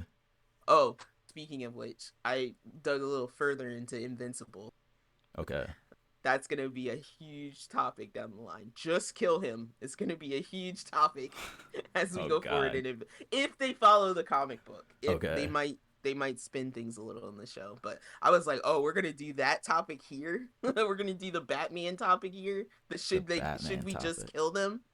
Oh, Because like the villains? there's literally a character that yells at another hero character like, Just but kill him. if you just put him in jail, he's going to kill more Oh, people. I hope we address that. Like, I hope we address that. Totally get. I was like, yes. No other superhero show will address that, so I hope they address that. So they get into that topic, but Good. Gabi Mario, I feel like to me, I find relief in him, and he's like like we talked about like last time where I was just like, he's like, I don't want to kill anybody. And then they're like, okay, so we're gonna kill you, and he's like, oh no, I'll kill you. I'll kill. He kills and everybody. They're like, wait, what? Yeah. So yeah, like I'm He's like, killed to the me, most he's people. just he just does what he needs to do. Yeah. Period. And that's to me. I don't hate you. Yeah. At base, I don't hate you now because I'm like, you're gonna do what you need to do, and you're not gonna be dumb in a given situation. I'm not gonna get mad at you for making a terrible decision. Do you think, from like the little we know so far, whatever we know so far at this point, that Gabi Maru deserves to happily live with his wife in quiet and peace? I mean, I don't see why not. Everybody in this time period is some kind of murderer. Yeah. You know? Yeah. To me, I think that's the main intrigue with him. To me, is it's like I like characters that are like, on paper, like, yeah, he's horrible. He doesn't deserve anything, right? He's murdered thousands and thousands. Even if it wasn't fully up to him, you still murdered thousands and thousands of people. Like, and so it's like trying to sell me on, oh, he just wants to relax and be at peace now. It's like, no, everything should go wrong for you. But when you make me also still like a character like that, that's when I'm like, all right, I'm in.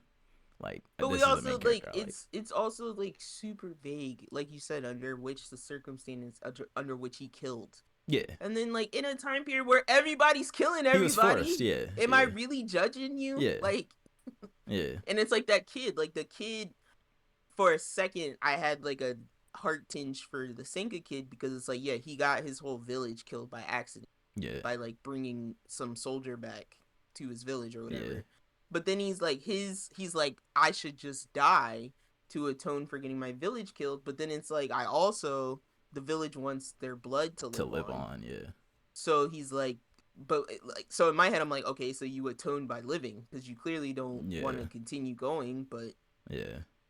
So I'm like, that was the only kind of like, I could actually see this being some type of inner conflict for this kid. But to me, it's always weird with kids, too, because I feel like I have to shift my brain to think like a kid again.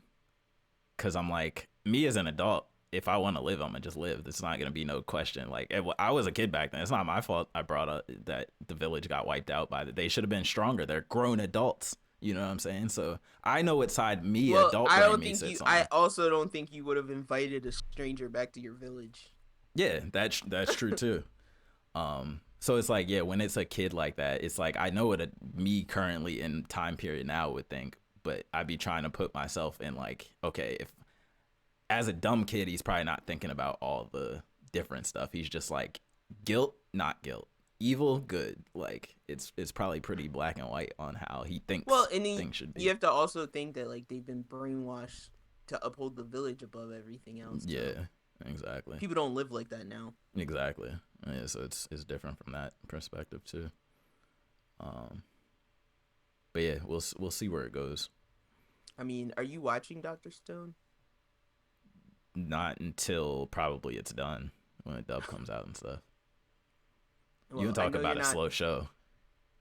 I know you're not watching Heaven's Delusion yet. So not yet, but I will. I'm not gonna talk about that anymore because it's just like it's just spoilers and it won't make it. Really? It'll just be hard to talk about. More so than even like, because I remember back when you were talking about like Decadence, and when people talk about this show, I don't know why it gives me those vibes, but it's just hard because the plot is still back and forth, and it's like until you get a grasp of the situation. Like once you watch it, How long does it take to get that? Just like one episode? I think like 3 episodes. 3 episodes. Oh, okay. You understand the characters' motives a little better. Oh, I did want to say real quick because I finished original D Gray Man, and I'm on Hallow now. Plot, just too much of a jump. Huh? No, not that. That's too much of a jump in my just time skip wise. Like between originally watching D Gray Man and then when Hallow came out. Got you. Yeah, I know what you mean. So watching them back to back is interesting, but one, I'll say I still have the same issue with the plot that I had with, and like the tone that I had with base D Gray Man, but this to me looks so much more modern that I'm like, okay, if this was what original D Gray Man looked like, I could have like gotten into it way more, I think, just because it's a lot more fluid and less grainy and all that type, and less dark. There's way more colors. Like Alan, when he puts on his little cloak thing, it's like golden and shining now. When it's in D Gray Man, it was literally just gray and black. Like, well, I'm like D Gray Man was totally of that like goth. It was gothic. It was super goth, late dark, 2000s like Hot Topic anime era of like villain of the week, episodic, like same music, same kind of plot structure every week. Occasionally you have an episode that changes up the story arc. Yeah. Puts them on a new path type of thing. And I'll say too, this show it's essentially Bleach, right? Like they're the same setup. They're exorcists. They're both exorcists. They're both fighting humans turned evil. And they both have like this one figure that's creating all the demons and spitting them out. But I think watching both now, I know why I went to Bleach and not to this, is because obviously we know Bleach is like mad soulful, and Bleach is very colorful. There's a lot of poppy colors. Bleach is for edgelords. No, Bleach. Let's be real. Bleach has funky disco theme music. You literally just said. You literally D Gray Man is for edgelords. No, like edgelords, like horns. No. That's D Gray Man. No, yes, that's Bleach. No, that's Bleach. No way. No, way. With your black and white samurai robes and your bankais, and everybody's got their colorful different hair swooshes. Byakuya's bankai is pink flowers. Yeah, but I'm saying everybody's dressed. Everybody's literally dressed like a Reaper in Bleach. They're not. The one has a pink flowery cherry blossom cloak on.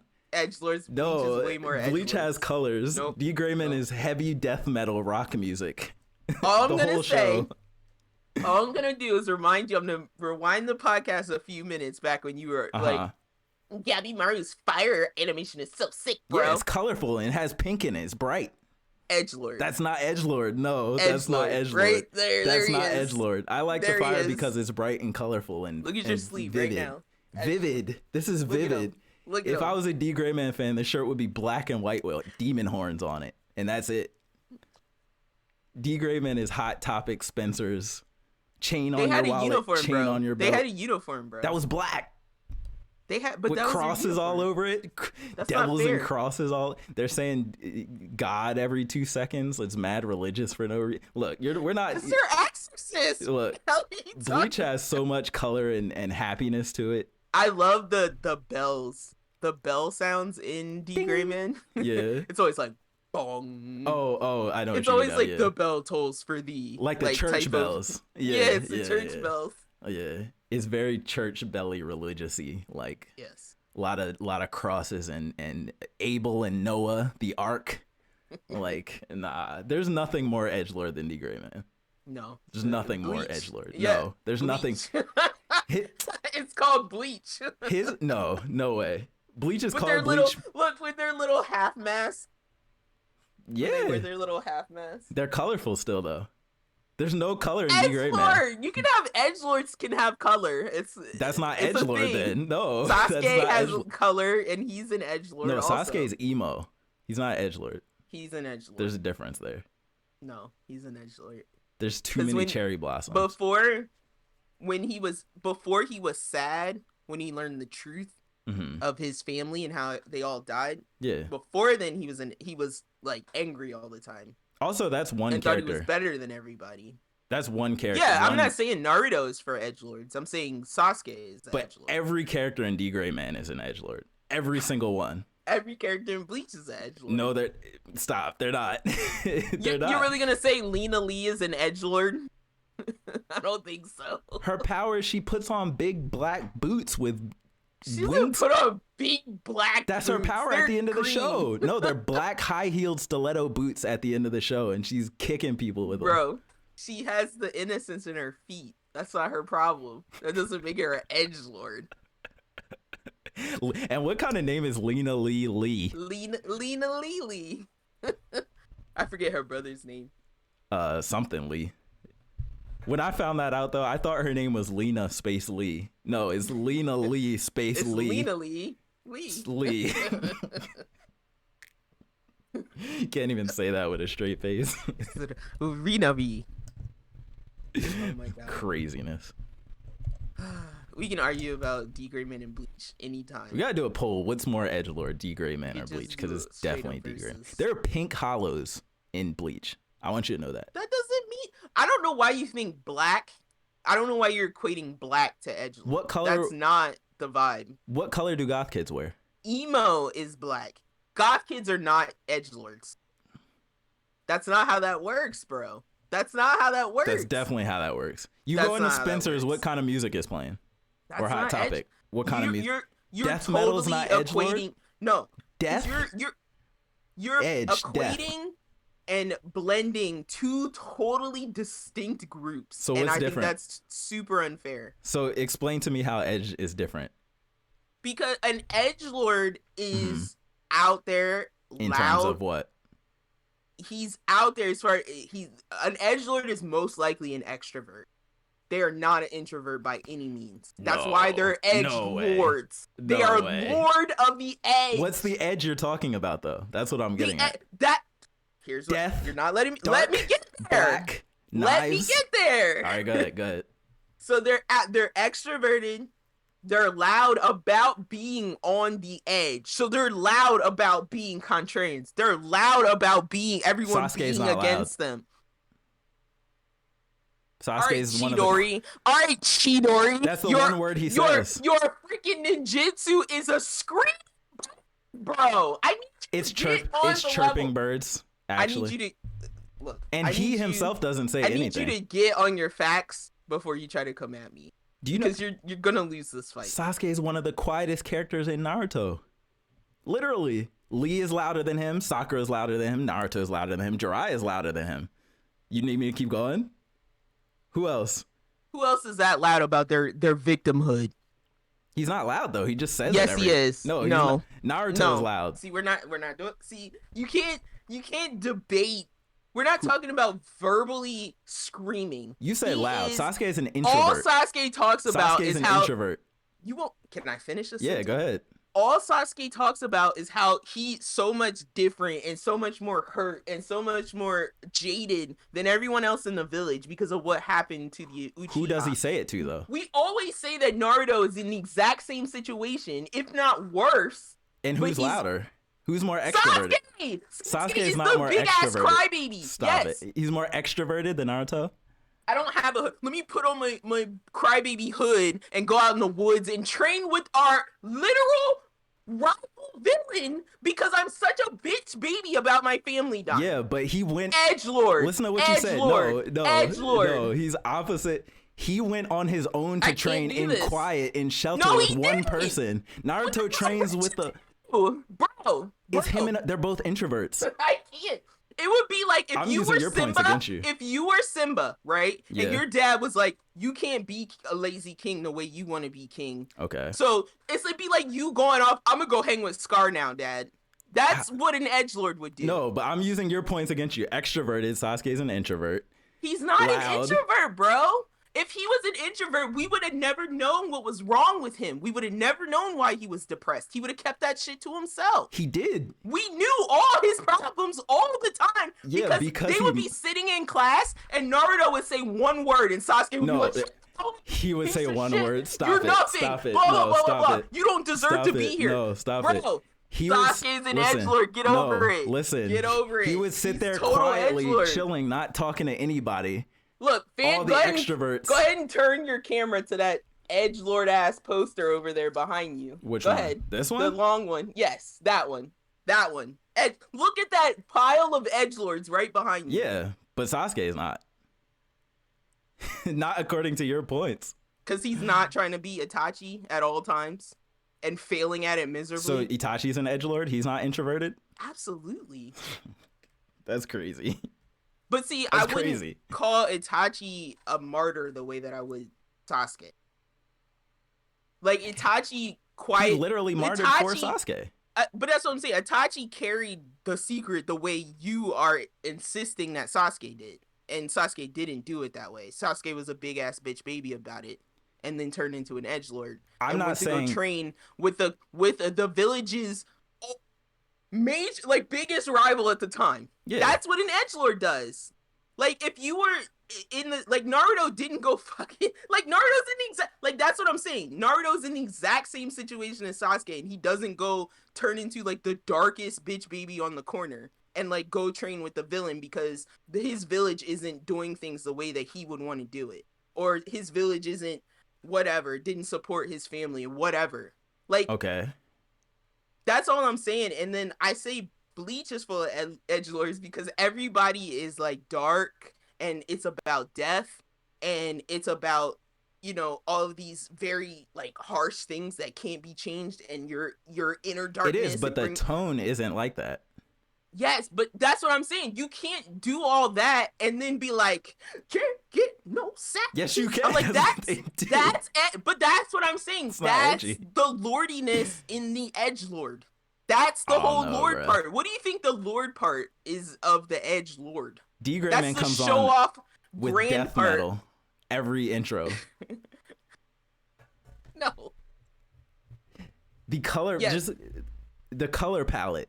The color palette has nothing to do with it because I would say that the dude in Bastard is an edgelord. That show Bastard on Netflix, the anime. But that show is heavy metal. That show inspired. has a shit ton of color in it. That has nothing to do with it.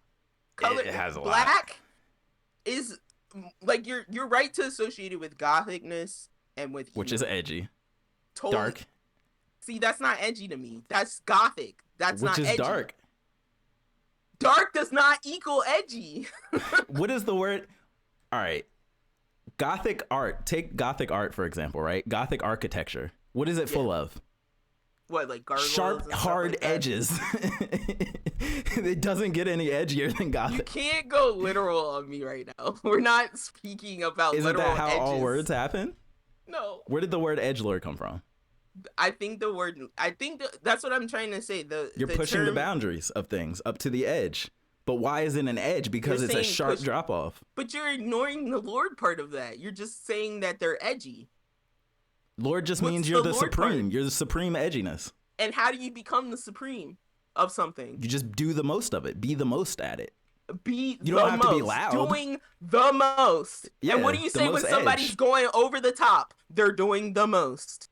You're telling me D Gray Man's less over the top than Bleach? Yes. Bleach is much more flashy than D Gray Man. And I'm saying happy, that and happy. But I don't see, I think you're saying it like I'm saying it's a negative thing. I don't think it's a negative thing. I just think that like I do agree with you. Bleach is way more fantastical and bright and colorful and loud. And that's why I would say and happy. Like Bleach is full of more edgelords because D Gray Man is much more subdued, and like you're saying, the color palette is not subdued. Not subdued. It is. It's much more touching.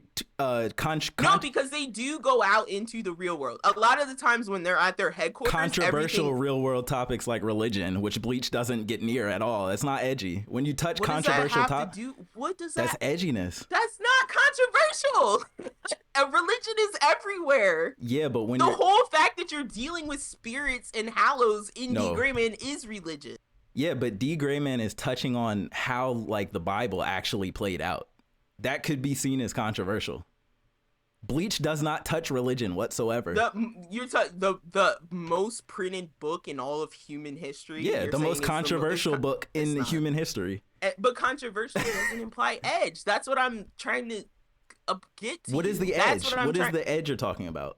It's the edge of what's safe to talk to, of what's safe and what's That's No, what the edge. that's not what it is. That's what I'm trying to tell you. This is not about being we on gotta the bring up edge. a definition. This is not the advent of edgelordiness. Like, they're not the beginning of this. This has been going on for like. So that's what I'm saying. They're not at the edge in that way. They're on the edge in that they take things too far. They take all of their emotions too far. They're doing things over the top. See, that's not what edgy means to me. Over the top. Over the top would be an edge. That's not what edgy means to me. Cause like, what's like, I don't know what edgy, like, what does edgy mean to you? Like a leather jacket? Is a leather jacket edgy to you? Is SpongeBob edgy to you? SpongeBob is not edgy. No. Right. But SpongeBob is one of the most over the top cartoons possible. Right. Over the top doesn't mean edgy. Edgy means The Boys is edgy. Yes. You know why? Yeah. Because they're pushing the boundaries of what's acceptable with how dark and shocking things are. Bleach doesn't do that at all. I don't really think D Gray Man does that. D Gray Man doesn't do that. They say and that's what you Noah's even Ark said yourself, God, that like it's the same thing over and over. Ty, Noah's Ark is not controversial. That's not offensive to anybody. If you go up to a Christian, no, if you go up to a Christian, a devout Christian, and argue with them about what really happened with Noah's Ark, they're gonna get offended. Bro, nobody's getting offended about Noah's Ark. Nobody. If you say it exists or don't exist, who cares? That's not controversial. Are you talking about creationism versus evolution? People have died in wars over Christianity. Yeah, but not over Noah's Ark, bro. They're arguing over the existence of God. Forget Noah's Ark. D Gray Man touches more than just that. I'm just saying in general, they talk about these religious topics that could be controversial. Bleach doesn't do any of that. That's what I'm saying. Controversial is not edgy. It can be, though. It's a form of it. It's not edgy. It's not. The Boys is controversial. It's controversial in that it talks about taboo topics that like you don't necessarily talk about. That's edgy. That's what I'm trying to say. Yes, it does. Stuff like that. D Gray Man talks about Big G God, the Lord, Christianity. Tyler, the Lord is not. There's a church on every corner. That's not controversial. Prostitution is controversial. No. Abortion is controversial. Religion is controversial. Religion is not controversial, bro. No, it's not. It's everywhere. There's Kanye West. Why did Kanye West get canceled?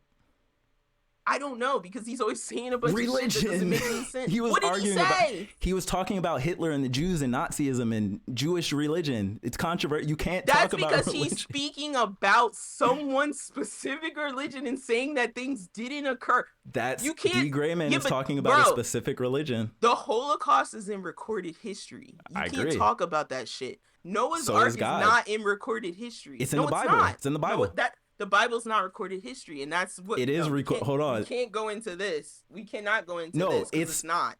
I'm not saying. Listen. That's like saying someone's journal is recorded history. It's presented as recorded history to Christians. Christians take it as recorded history. But see that you can't say they don't. We're not in that bubble, so that argument doesn't even extend here. Why?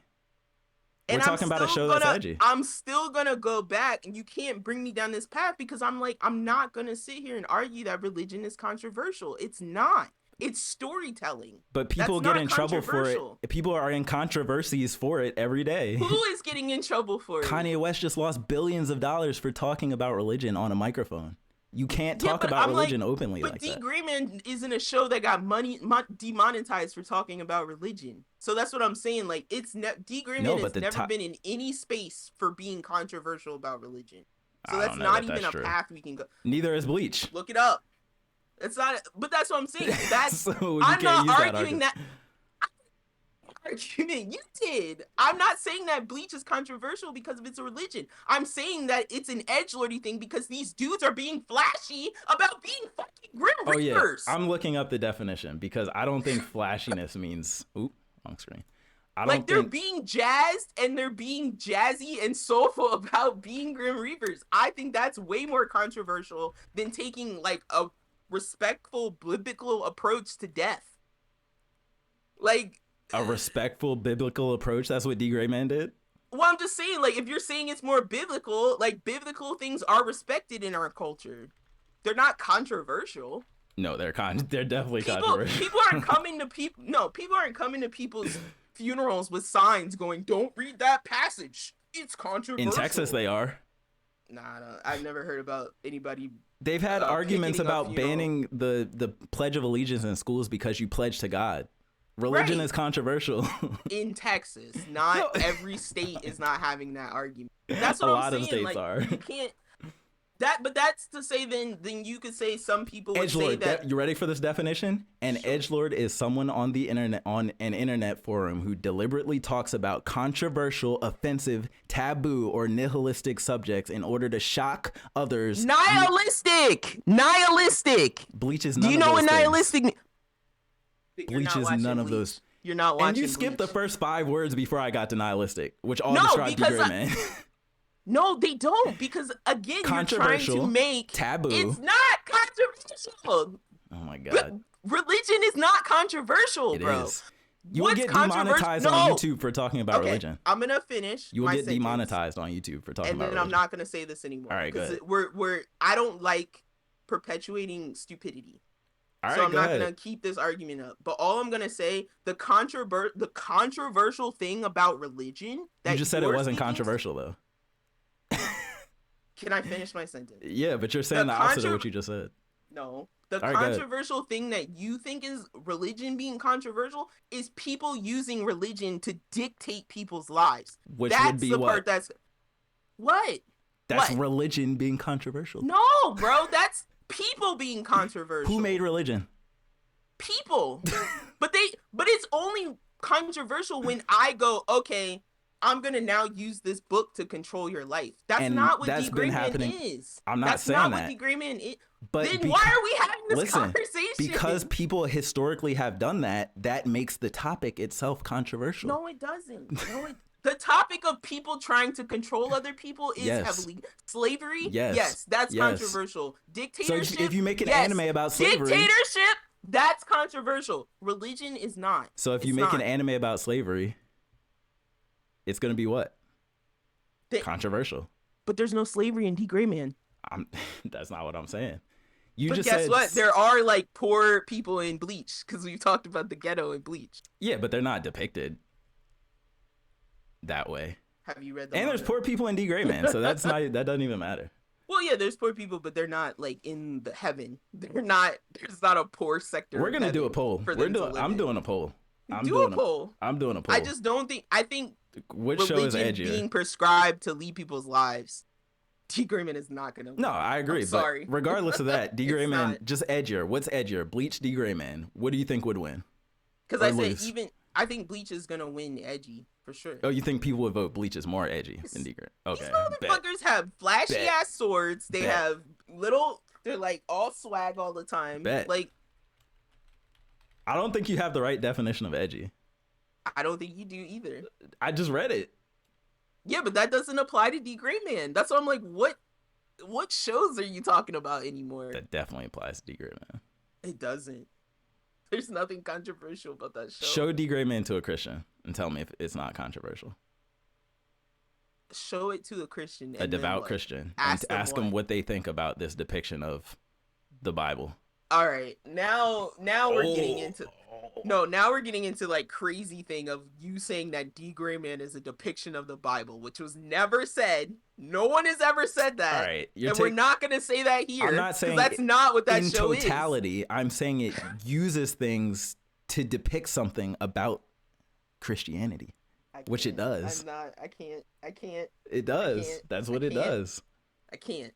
It has depictions about the church. For the simple fact that exorcists. Bleach takes place in Japan, then it has something to do with Christianity because people are being reapered No. and put to eternal First of all, rest. a Shinigami is a real thing in Japan. It's not Christian. It's not It a has real nothing- thing. A Shinigami is a real thing in No, Japanese culture. You mean it's a thing that they have a term for? Yeah.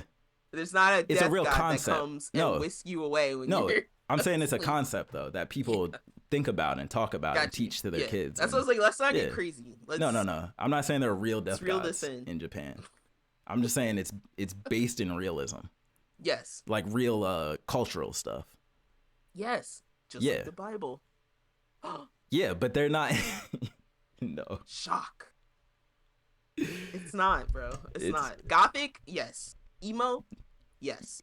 Edgelord? Yes, super edgelord. Everybody's outfit has spikes. Nothing edgelord about it. Everybody's outfit has That's spikes. the question you need to ask. Is D Gray Man an edgelord show? That's the question. You don't even need to include Bleach in this question because that's actually what we're arguing. So you don't think it is, period? You just use Bleach as, I think, a comparison. Bleach is the because they're so similar. You were like, because they're both exorcists. Yeah, like what's that other show I say that's the new Jujutsu Kaisen? Yeah, though that could go in there too, technically. Yeah. Now that is what, more or less? You gonna talk about edgelord? No. What I'm trying to think of where I would put Jujutsu at. I see, and I don't even know. I still would put Bleach above that because these kids do their job with more diligence and less pride. I feel like. In what show? Nobaru. Oh, Juju. Is it Nobaru? Is that the girl's name? Yeah. She is teetering on the edgelord. But in my mind, she's still, there's still some diligence there. And I feel like they come at it more, and I would almost argue the same with D Gray Man. They come at it more like a job than as like a thing they enjoy. Yeah. And I feel like Bleach, it's a little more enjoyed. And maybe that's my skewed I get viewpoint. that. They take a little more joy and pride in their reaperness than I feel like the Exorcists do. And that's where my edgelord judgment. I get that. And I think that's specifically because besides Ichigo, you're born a Soul Reaper. D Gray Man, you're like recruited, almost like the military. Like you're born a normal person and you're like recruited to do this job. So it's like, they're not as they don't identify with the job being themselves as much as I think. Like if you're born a Shinigami, like you're a Shinigami until your death. Right. If you're born in D Gray Man, like you're born a human and then, I just happen to sign up to be an exorcist one day and then I might retire one day. You know, like you don't retire from being a Soul Reaper. Like you die as a Soul Reaper. Right. So I think that's part of that too. So yeah, maybe that. Well, I think it's not. You don't retire in D Gray Man either. The bookman. I'm learning all about the bookmans, and he's training up the red-haired dude to be the next bookman. But they're recorders. Yeah. But I'm talking about like people in like Alan and Lena Lee. So they usually get. I guess they usually die. Yeah, in the line because I'm trying to think. Doesn't the innocence take their life energy or something? Or maybe I'm misremembering that. Well, the thing is with D Gray Man, there's only one old character, so I think it makes it kind of hard, and it's the bookman dude. Everybody else is like either middle-aged Alan's master is still alive, right? At least where I'm at, isn't around. Yeah, he came back, and then in Hallow, like the beginning of Hallow, I don't think he's dead yet, but it looks like someone staged his death or something. But if you finish Hallow, you will have watched more D Gray Man than me. You didn't finish Hallow? No. It's only 13, so I'm like, I gotta push through it. Like maybe I did, and I just don't remember. But I heard it ends like not in a conclusive way, like at all. Neither did the original season. They just had a weird time skip in between. But I've been told the same about Trigun, so I'm about to check that out. Apparently the Trigun anime is just a prologue of the true story. Well, I feel like Trigun ends just like Bebop. Because it probably does. I could be wrong. It was a while ago. They don't know how to end anime. Yeah, I feel like it ended like Bebop though.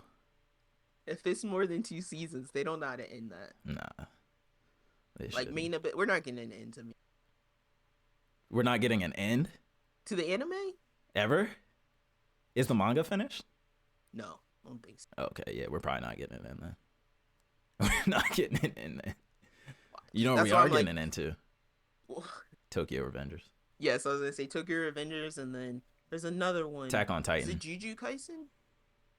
That's already done? I know. I'm trying to think. No, I don't think Juju's done. Demon Slayer is done. Yeah, Demon Slayer is completely done. But yeah, My Hero too. I think we'll get an end. Because I'm like, because I'm like, back when you kept being like, what do you think is at the bottom? I'm like, we're not gonna. Nothing. I can't even fathom because we're not gonna get it, and thinking about it's just gonna make me angry. But do they cliffhang it, or do they do like who knows what adventure awaits? I think they're gonna do that bullshit. Like they're gonna do Gone at the Top of the Tree bullshit. Yeah, that. They're gonna do that just to piss me off. That would make me They're mad. gonna be at like some weirdly open layer of the abyss, and it's just gonna be like a nice calm field, and they're gonna be like, we're gonna keep going down, you guys. Will she at least meet her mom? She just have like I hope so. She has like a phone call with her, and then it just ends. Like, so she knows she's alive, but it just ends. I want to tell you about From so bad. I'm gonna watch it. No, I'm gonna watch it. I want to tell you about. I'm gonna watch it. So Don't tell me. I'm gonna watch it. Probably before this year is up, I'm gonna watch it. But yeah, I can totally see them ending it like, yeah, like she gets somewhere and there's like some weird phone, and she picks up the phone and you just hear like a woman's voice say her name. It's like, Rico, and it's like, we're supposed to, is that her mom? And she perks up. She's like, oh, my adventure continues, and then it's just black. Like, the camera's just on her mouth and goes, you just see the gas, and then black. Oh, we watched, bro, we've seen so many trash endings, we can like make it happen. I would prefer I want a Sopranos ending. Was that a bad ending or a good ending? That's the one they talked about Sopranos. where it just like it literally just went like black screen, like they were having a conversation at like a table, and it just went black screen. See, I would prefer the Promised Neverland slideshow. No. Hold on. The only reason why it sucked for Promised Neverland was because it was only the second season. But if we had 6 seasons of Promised Neverland and then they slideshowed the end, I'd be like, all right, fine. It was a good journey. But this was a 1 season and then 13 episodes and then slideshow on the very last episode. They can slideshow Vinland Saga, right? No, please don't. No, because listen, because like he could get to like a Jesus age, and then we get to see him live out his life in slideshow. I'm fine with that. You know, he's gonna find some peace at some point. I think he's gonna find peace, but don't do it now. Though my thing is, you can't slideshow second I'm season. saying when you get to the end. Yeah, they can slideshow the end. But yeah, we're far enough in. That'd be like if we slideshowed like Attack on Titan. Then I'm about to stab somebody. That's how somebody gets. After all this final season crap, part 1, part 2, part 3. No, you owe us an ending, even if it's like a Game of Thrones make it up as you go type of ending. After me watching videos talking about you don't really know Aaron's his motive. I've watched so many videos that's like you don't really know Aaron. I'm like, come on, stop. I keep hearing people vaguely talk about like the ending makes sense, but 30% of people are gonna hate it. 70% of people are gonna love it, but it makes sense. But when you see it, you might hate it, and I'm just like, what does that mean? Like, I get why it happened, but you might hate it, but some people won't get why it happened. I'm like, that's so I don't know what to expect from Attack on Titan. I feel like as an Aaron supporter, I feel like we're gonna get a huge like donkey kick in the. I feel like I think you're a different Aaron supporter. I feel like we're gonna be the some people that don't like it. Hold on. So I'm glad you say that, because I know what I want the ending to be, and I'm curious to know what you want the ending to be. What is this podcast anymore? What I want the ending to be is I want Aaron just double down, full on evil, murder everybody, double down, forget you, Mikasa, forget you, murder everybody. The rumbling? Like what is the end? Nothing. I will rule over this desolation. Yes, that's the ending I want. So what ending do you want? What ending do I don't want? Let's start there. Yeah, that's fine. I don't want Aaron to have done this for some kind of crazy reverse reason than what he's actually telling people. That would cheapen all of the last like season for me. Okay. If he did something like that. His reason is revenge, right? Just so I'm not misunderstood. Like, well, to me, it's like you got the whole world basically picked on us. Yeah. It's how the whole world picked on us. So now I have the power back to change that. Is how I've taken it. That's where I'm at too. Yeah. So I think what would not be disappointing to me would be like if he wipes everybody, including his friends, I'm gonna be slightly disappointed. But I go, that's the nature of the beast, right? Yeah. But like, if there's some kind of thing where like he wipes everything, but then Armin and Mikasa are somehow then allowed to wipe him, I'll probably be upset about it.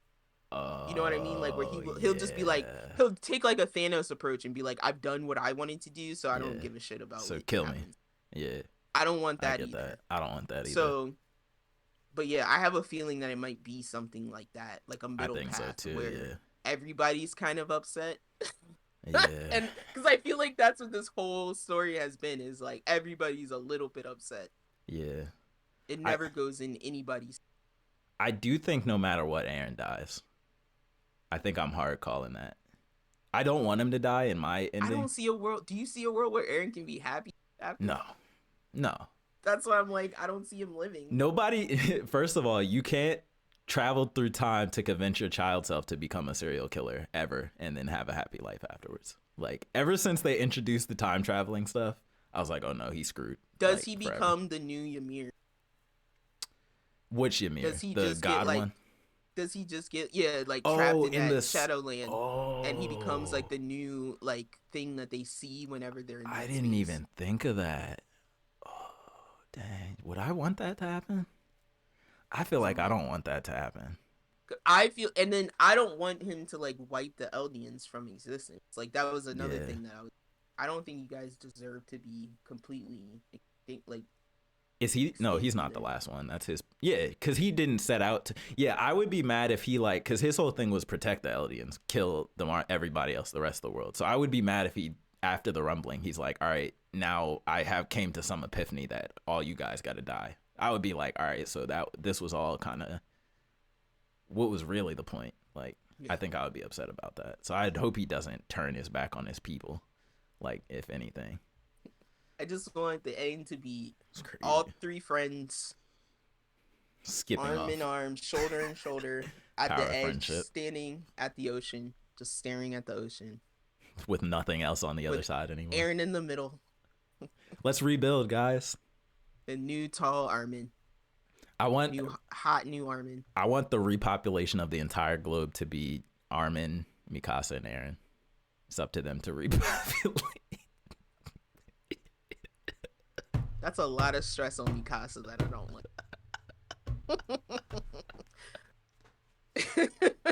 Is Historia still there? No. Can we add one more girl? Nope. Just to make it a little less weird? Nope. Damn. Because is what's her face still alive? Armin's crush? Annie? Yeah. I guess Annie's still alive. I guess she could pop up. She could be a part of it. Let's not immediately have the first generation have to like mate brothers, cousins, or whatever. Oh my god. This is nasty. I just think about tall Armin. I'm like, Armin. And then it's like handsome Armin and Aaron are doomed to short death because of Titan stuff. So Mikasa's technically the only one that can live a full life at this point, right? Aaron only got like 3 years left and Armin got like 3 years left. Yeah, I'm like, their lives are shortened. So oh yeah, Aaron really. So yeah, if I'm Aaron, I'm destroying everything. What I got to lose? I think that's what I'm thinking. I think we got to kill everybody, even if they're our friends, because they would mess up our mission. Mikasa, I think Mikasa is going to be the sole survivor. I think she has to be, just because, one, like you're saying, she doesn't have a Titan power, so she can actually live to like tell her kid, name her kid Aaron or some nonsense like that. And she deserves to have an actual life, like, not feeling like not attached to Aaron the whole time. So yeah, I think everybody dies. Aaron sacrifices himself somehow, and Mikasa finds the people that weren't squished. Yeah. And rebuilds. The people that somehow Annie survived. Yeah, she finds Annie and them. Yeah. Of the Titans. The people that left on that boat, right? Or a plane, yeah. Maybe somebody else got on another plane somewhere. Yeah. Okay. Sure. I'm happy about this fictional ending that we made up. They rebuild Japan. Yeah. Done. I'm happy about this ending. Now let's hope. And then that's us to 2,000 years. Remember, they're always talking to somebody.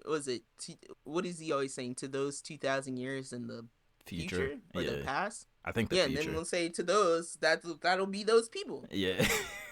we figured it out. We got it. We got the ending. That's the good ending. Good path. Done. Good path ending. Yeah. So we'll see how that plays out. It's not gonna happen like that. That's the ending that won't cause us to flip our computers. It's not gonna happen like that at all. It's gonna be horrible. It's gonna be horrible. Some nonsense. But yeah, anything else? You want No, to I think add that's an it. anime corner? I think that's No One all I Piece got. update. Not this time. Sanji got some powers. He's superhuman now. You know. Those kicks are always superhuman, in my opinion. Yeah, they were, but now we know why. Now there's a reason for it. We have a hard canon explanation. Only One Piece can write in the explanations later. Yeah. Oh yeah, they're the kings of that. What? That's how the whole story was written. I was getting mad, thinking about watching one. Why? Because it's so long. No, just because of like the amount of flashbacks that they do at inopportune moments of like we're in. You get into the fight with the villain, but let's talk about the villain's first day at school. For 12 episodes. I don't care. For 12, they did a flashback with Dofi, and like 2 arcs ago, it was a whole season of just his childhood. But then you get into the flashback because you've been watching it for 5 episodes, so it's One Piece weird. is very jarring and frustrating. I'm just glad now though, because what they used to do was very cheap, low budget. They just straight up ripped scenes from original One Piece 2x4, like went from HD to 2x4 with a border on the side. Straight up, just show me something I saw already. That's disgusting. I hate it. That's disgusting. I hate that so much. I want to say Naruto's done that too, like early Naruto, but that's the one thing I love about from a non-anime, but it's not like Lost. There are like 0 flashbacks in From when I've Lost had a bunch. Because it's like, you have all these people that you don't know in a random place. You think there'd be flashbacks, but not. It's refreshing. Yeah. I'm not mad at that. Just get to know them in their rat hole. I was in singing a song. Yeah, I was singing some kind of fucked up song last night where I was just like, the rats. I was like, the rats, they'll eat each other to escape. The rats, they'll chew their way out. With the poverty? Because the show was like, they're starting to feel the claustrophobia of being trapped. Yeah. And I'm just like, they would, that form of torture where they would put the bucket on. I just seen that in Game of Thrones, and they light the fire on it. The back, and then the rats I was start. like, and that's what I was thinking about. I was like, the rats are about to chew through each other to get out of here, man. Oh, that's nuts. It's getting a little tense in here. But that gives me shivers. One thing that they're doing that I don't feel like I've seen is like they're making, there's kind of like 2 leads of the area, the geographic area. There's kind of like 2 leaders that everybody kind of goes to, and it's like the leaders are starting to like they're like starting to crack a little bit, and it's like the one leader came to the other one and she's like, look, I need you to get your shit together. Yeah. Because she's like, I almost blew someone's head off with a shotgun. She's like, I am not good at this. She's like, this is your job. Yeah. And I was like, get it together. It's getting tense. Yeah, I was like, look, but at least she knows she's cracking, man. Yeah. She said something instead of just blowing somebody's head off. Instead of just going crazy, she's like, look, man, I'm not good at this. Yeah. You need to be doing this. I need some help here. No, that's it. No, I'm gonna watch it. Stuff like that. I'm gonna watch it, especially because when you compare it to Lost, I'm always like, Lost was 500 episodes, but for a live action, like Lost was like the Naruto equivalent of a live action show. And I'm like, when you talk about From being shorter, I'm like, okay, I can handle this. You're not wrong. Lost just kept going and going and going. There's so much filler too. There's so much filler and so many flashbacks. It's nuts. Like. And they didn't even have. It's not like they were following a manga, so they were just going. They were just going. They were just making shit off the top. They're just going at it. I think Lost might be the longest live action. They were just like, we gotta order for 22 more episodes, guys. We gotta fill these episodes. We gotta get it in. Start working in time travel and flying islands. And he's like, I already bought my new car and put my down payment on my house. You have to get these episodes out. Smoke Monster? Yeah, Smoke Monster. Write them in. Write them in. Yo, that was season 1. They were hard confirmed on. That was season 1. They were hard confirmed on the Smoke Monster. Oh my god. That was part of the plot. Jesus Christ. But yeah, like season 4, when it's like we're time traveling on the other side of the island. Yeah. Like, no, that's when we're getting bonkers. Lost might be the longest live action show I've ever watched, like to completion. I know Walking Dead is long, but I didn't finish Walking Dead. You finished Lost? Yeah, I finished Lost. Oh, like okay, from binge too. Like I wanted binge. to. I've tried twice. You went back and started over? I'm at season 4. I got to season 4 like twice, and I was it just loses me. There's this one chunk where it loses, and I'm like, what is happening? I imagine now too, like going back to watch it, it looks very old, doesn't it? But it's like pretty solid and interesting. Like the first season and the second season are pretty interesting. It got like, me into it quick. Like I was hooked like from the first 2 episodes. But then you're just like, it drags. The human bullshit. It drags. It muddles drags everything down. And there's a lot of what you always say Game of Thrones has a lot of, where it's just heads on a screen talking, and it's just the camera just moved to different angles of people talking. And I think I really From kind of did that this week. Yeah. I feel like there was like, I really like the last 5 minutes of the episode. I was like, what happened? I was like, nothing happened this week. I'm mad at you because I've never noticed that in shows until you said that about Game of Thrones. Now I notice it in every show, even anime, when they're just budget cuts, like when they're just on the screen, just talking. And Game of Thrones, because Game of Thrones was like the worst at like the thing that is gonna go down is gonna happen in this fucking whisper. Yeah. Like, you know, like the dun dun dun is in that head's on the screen. Like, so you gotta be there. You gotta be locked in. Yeah. Yep. That's what I love about Game. And let's not. No, yeah, like, we could go into it. Yeah, we could. That's soap opera. That's like a Mexican telenovela. Oh my god, nothing like with dragons. I'm almost mad because I don't like being a drama person, but I'm almost mad that I look at these shows and I'm like, it's just Housewives, but with dragons. Like, I'm not supposed to be this person. But sometimes just adding the weight of a dragon makes it that, because you're like, oh that's shit, what they it really is, could just in that person. That's what it is. Like the moment they step outside. That's what it is, I think. Because I was talking to somebody, I was like, it's the stakes. Because anytime people are talking, you could snap your fingers and somebody has a sword through their gut. I'm like, all right, that's the drama I'm here for. Yeah, because in modern day, you can't get away with just like slicing someone's throat open in the middle of a conversation. But like, Game of Thrones, it's gonna go down. It's the stakes. So drama with stakes, drama with no stakes.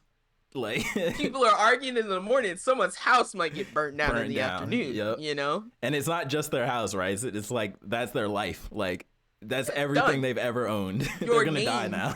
Doesn't exist anymore in the Ledger of Thrones. Or you might just get pushed through a moon door. You know, that too during mid argument.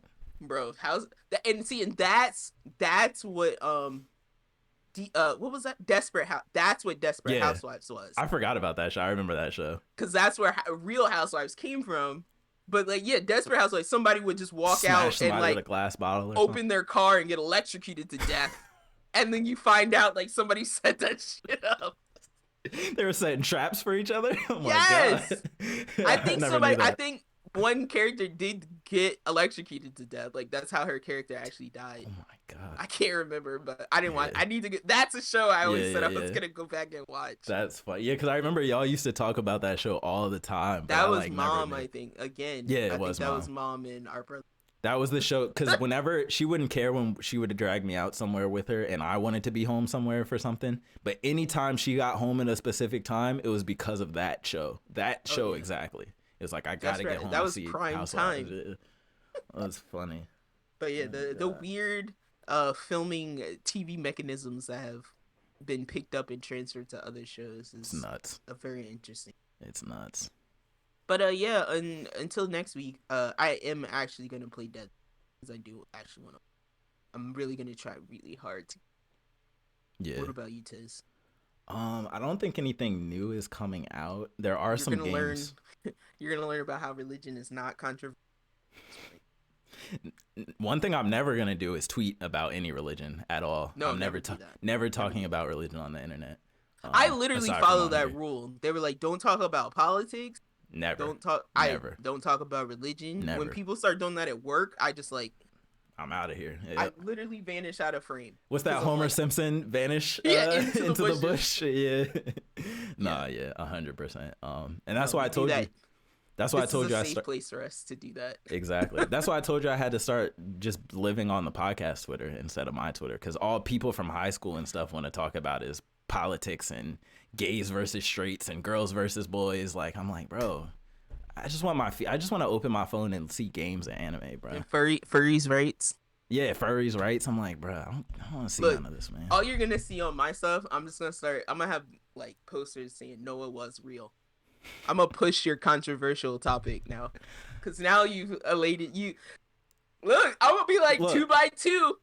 I What's just the want you to rule? know, when they come after you, I told you. That's all I'm saying. Because I want to see the heat that comes on the Noah when I come with the Noah truce. I want to see the religious heat that I get. You think there's no Christian Noah bandwagoners? The 2x2, no gay animals, all that stuff.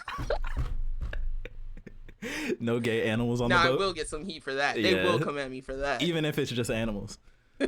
Oh, man. You can't have 2 male lions going up that boat. Yeah, no. Look, I'm scared to even talk about D Gray, man, out of context on the internet. They might come after me. They might come with the pitchforks.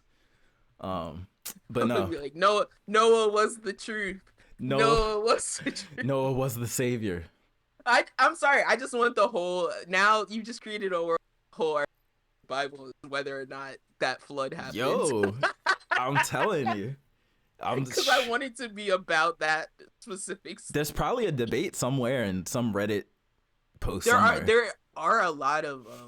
I like watching the scientific stuff where they try to figure out if that flood actually really happened. Yeah, I find that very. Guess who doesn't like watching the scientific stuff? You? No, real Christians. Oh yeah, of course. No offense to Christians watching. I'm sorry. Oh yeah, some of you guys, out there, everybody has different beliefs, and that's the only reason I argue that it's not controversial, because I'm like, there's so many different beliefs 100%. out there. It's hard to argue, but it's the fact that we try to say that yes, we all must salute to God every morning at the flag, or yes, we all must, kiss each other only on the lips, types of thing. It's when you start prescribing how people live, that's when it gets controversial. I agree. So that was my only argument. No, I completely agree. I just think they're tied because there's such a long history of that, what you were just describing, that people almost don't separate just. You're not wrong. Yeah. God from the practice of religion and how it's been used to control people and all that stuff. Yada yada yada. Yeah. But yeah, what I was actually gonna say though is, I added a new game to my wish list that I didn't ever think I would be as hyped for as I am. The new Armored Core game, from FromSoft. They dropped a gameplay trailer, without like a HUD.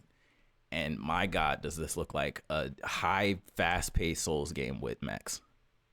Like, it doesn't look like what I remember Armored Core looking like. It's like these mechs are like dodging boss mechanics and stuff. I'm like, oh, this looks like they learned something from Souls. Like, so I'm hyped for that game now. Or what was that game? The Surge. Where The you're Surge. Kind of in like the exoskeleton auxiliary suits. Yeah. The exoskeletons. Yeah. So it kind of feels like they learned from that. Yeah. But yeah, I'm curious about that because I didn't even know about the first game at all. First game is probably 18 Armored Core games out there. I didn't know about that. It's so many. But yeah. Oh, we also need to talk about Advanced Reboot Camp. Oh. And what they did, good and bad. Oh no, I haven't heard anything about that. Okay. I don't think nothing crazy. Okay. Just like the choices that they made. I have a lot of questions. Iffy on it. Talk about okay. If you can watch some gameplay. Yeah, I'll check it out for sure. I'll watch some reviews and stuff, see what people are talking about. Chia.